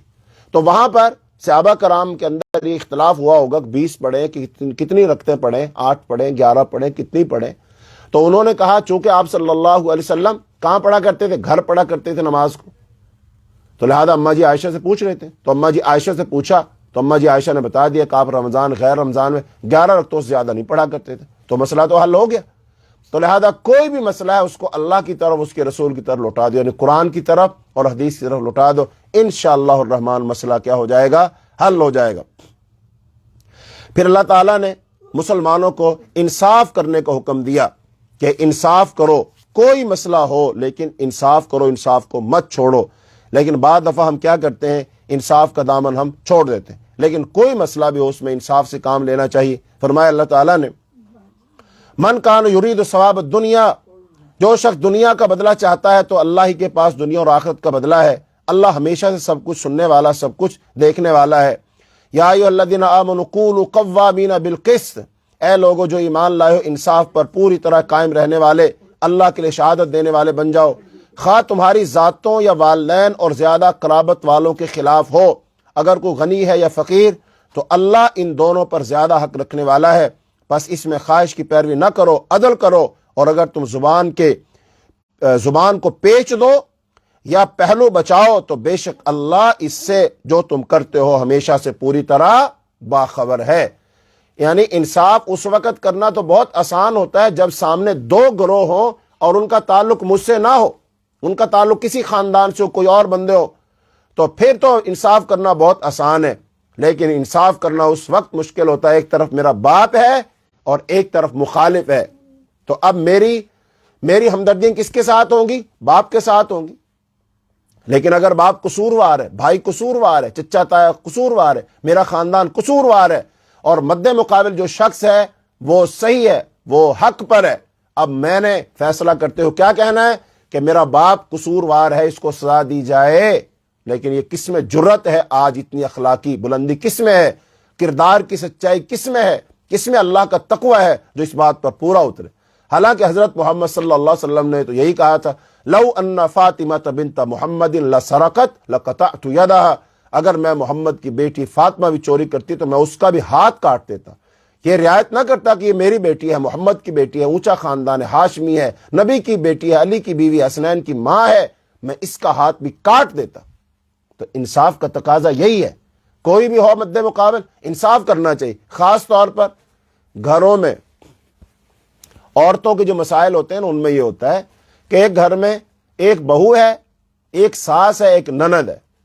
جو نند ہے بتائیے وہ کبھی بھی بھابھی کی سائیڈ لیتی ہے؟ وہ تو ہمیشہ اپنی ماں کو ٹھیک کہتی ہے کہ میری ماں جو کرتی ہے وہ صحیح کرتی ہے، بس اس کو اپنی ماں کبھی غلط نظر نہیں آتی، کسی بیٹی کو اپنی ماں غلط نظر نہیں آتی۔ تو لہذا پھر یہاں پر کیا ہوتا ہے؟ ہمیشہ رگڑا کس کو لگے گا؟ بھابھی کو لگے گا، چونکہ ماں اور وہ بیٹی ایک طرف ہو جاتے ہیں، بیٹی جو ہے ماں کی سائیڈ لیتی ہے اور ماں بیٹی کی سائیڈ لیتی ہے، حالانکہ بیٹی نے وہ کام نہ بھی کیا ہو، ماں کہہ دیتے ہاں اس نے تو ایسے ہی کہا تھا۔ تو اس کا مطلب بیٹی ماں کو کور کرتی ہے اور ماں بیٹی کو کور کرتی ہے، اور وہ بہو کہاں گئی؟ لیکن یہاں پر جو بھی کر لو، وقتی طور پر آپ کو تسکین مل جائے، بہو کو مل کر رگڑا لگا دیا، لیکن مرنا بھی ہے کہ نہیں؟ اللہ تعالیٰ دیکھ رہا ہے کہ نہیں؟ اللہ کے ہاں عدل و انصاف ہونا ہے کہ نہیں؟ پھر کہاں جاؤ گے؟ لہذا ماں اگر ہے اور مد مقابل ایک طرف اس کی بیٹی کھڑی ہے، ایک طرف اس کی بہو کھڑی ہے، تو ماں کو چاہیے یہاں پر انصاف سے کام لے۔ اور اگر وہ نند ہے، ایک طرف ماں ہے ایک طرف بھابھی ہے، اس کو چاہیے انصاف کی بات کرے۔ اور اگر بہو ہے تو ایک طرف ساس ہے، بھلے اس کی اپنی ذات ہے، وہ یہ کہے کہ ہاں میری غلطی ہے، تو اس کو ماننا چاہیے۔ تو انصاف یہاں سے چلے گا، یہاں سے انصاف ہماری نسلوں میں، اولادوں میں، ہمارے ذہنوں میں پیدا ہو جائے گا۔ اور جو خاندان ہوتا ہے یہ ایک اکائی ہے، کس کی؟ معاشرے کی۔ یہاں سے معاشرہ بنے گا، معاشرے سے خاندان، خاندان سے قبیلے، قبیلوں سے بستیاں، بستیوں سے شہر، شہروں سے ضلع، تحصیلیں، صوبے اور ملک بنتے ہیں۔ تو جب گھر میں ایسی تربیت ہوگی عدل و انصاف والی، تو اس کا یہ جو بچہ اچھا شہری بنے گا، مفید شہری بنے گا، عدل و انصاف والا بنے گا۔ تو لہذا پھر ہمیں انصاف سے کام لینا چاہیے۔ پھر اس کے بعد آخر میں اللہ تعالیٰ نے عیسائیوں کو چند نصیحتیں کی ہیں، اور سورت کے اختتام ہو رہا ہے۔ تو سورت کے اختتام پر جو آیات ہیں وہ ایک دفعہ میں آپ کے سامنے پڑھ دیتا ہوں، تاکہ اللہ پاک نے جو ساری سورت کا خلاصہ نکالا، کنکلوژن جو ہے وہ نکالا اللہ تعالیٰ نے، وہ آپ کے سامنے میں اس کا صرف ترجمہ پڑھ دوں۔ زیادہ وضاحت نہیں کروں گا، ٹائم چونکہ کافی زیادہ ہو گیا۔ فرمایا یا ایھا الناس، اے لوگو، قد جاءکم الرسول بالحق، اے لوگو بلا شبہ تمہارے پاس یہ رسول حق کے ساتھ تمہارے رب کی طرف سے آیا ہے، پس تم ایمان لے آؤ، تمہارے لیے بہتر ہوگا۔ اور اگر کفر کرو تو بے شک اللہ ہی کا ہے جو کچھ آسمانوں اور زمین میں ہے، اور اللہ ہمیشہ سے سب کچھ جاننے والا، کمال حکمت والا ہے۔ اے اہل کتاب، اپنے دین میں حد سے نہ گزرو، اور اللہ پر مت کہو مگر حق۔ نہیں ہے مسیح عیسیٰ ابن مریم مگر اللہ کا رسول اور اس کا کلمہ جو اس نے مریم کی طرف بھیجا، اور اس کی طرف سے ایک روح ہے۔ بس اللہ اور اس کے رسولوں پر ایمان لاؤ، اور مت کہو کہ تین ہیں، بعض آ جاؤ تمہارے لیے بہتر ہوگا۔ اللہ تو صرف ایک ہی معبود ہے، وہ اس سے پاک ہے کہ اس کی کوئی اولاد ہو۔ اسی کا ہے جو کچھ آسمانوں میں ہے، جو کچھ زمین میں ہے، اور اللہ بطور وکیل کافی ہے۔ مسیح ہرگز اس سے آر نہ رکھے گا کہ وہ اللہ کا بندہ ہو، اور نہ مقرب فرشتے ہی، اور جو بھی اس کی بندگی سے آر رکھے اور تکبر کرے تو عنقریب وہ ان سب کو اپنی طرف اکٹھا کرے گا۔ پھر جو لوگ تو ایمان لائے اور انہوں نے نیک اعمال کیے، سو وہ انہیں ان کا اجر پورا دے گا، اور انہیں اپنے فضل سے زیادہ بھی دے گا۔ اور رہے وہ جنہوں نے آر سمجھا اور تکبر کیا، تو وہ انہیں دردناک عذاب دے گا، اور وہ اپنے لیے اللہ کے سوا نہ کوئی دوست پائیں گے اور نہ کوئی مددگار۔ یا ایھا الناس قد جاءکم برہان من ربکم، اے لوگو بلا شبہ تمہارے پاس تمہارے رب کی طرف سے ایک واضح دلیل آئی ہے، ہم نے تمہاری طرف ایک واضح نور نازل کیا ہے۔ پھر جو لوگ تو اللہ پر ایمان لائے اور اسے مضبوطی سے تھام لیا، تو ان قریب وہ انہیں اپنی خاص رحمت اور فضل میں داخل کرے گا، اور انہیں اپنی طرف سیدھے راستے کی ہدایت دے گا۔ وہ تجھ سے فتویٰ مانگتے ہیں، کہہ دے اللہ تمہیں کلالہ کے بارے میں فتویٰ دیتا ہے۔ اگر کوئی آدمی مرج، کلالہ اس کو کہتے ہیں، نہ اس کی بیوی ہو، نہ اس کا باپ ہو، نہ اس کے بچے ہو، اکیلا ہی ہو، تو اس کی وراثت کا کیا بنے گا؟ تو ایسے شخص کو کلالہ کہتے ہیں، اس کے بارے میں فتویٰ پوچھا گیا۔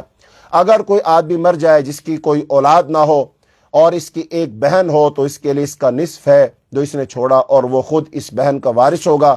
اگر اس بہن کی کوئی اولاد نہ ہو، پھر اگر وہ دو بہنیں ہوں تو ان کے لیے اس میں سے 2/3 ہوگا جو اس نے چھوڑا۔ اور اگر وہ کئی بھائی بہن مرد عورتیں ہوں تو مرد کے لیے 2 عورتوں کے حصے کے برابر ہوگا۔ اللہ تمہارے لیے کھول کر بیان کرتا ہے تاکہ تم گمراہ نہ ہو جاؤ، اور اللہ ہر چیز کو خوب جاننے والا ہے۔ آخری بات، اگر آپ لوگوں نے وراثت کے جو مسائل ہیں ان کو اگر پڑھنا سمجھنا ہو، تو سورہ نساء کی جو آیت نمبر 11 ہے، وہاں سے وراثت کے مسائل شروع ہوتے ہیں۔ یوصیکم اللہ فی اولادکم للذکر مثل حظ الانثیین، تو ان کو آپ پڑھ سکتے ہیں۔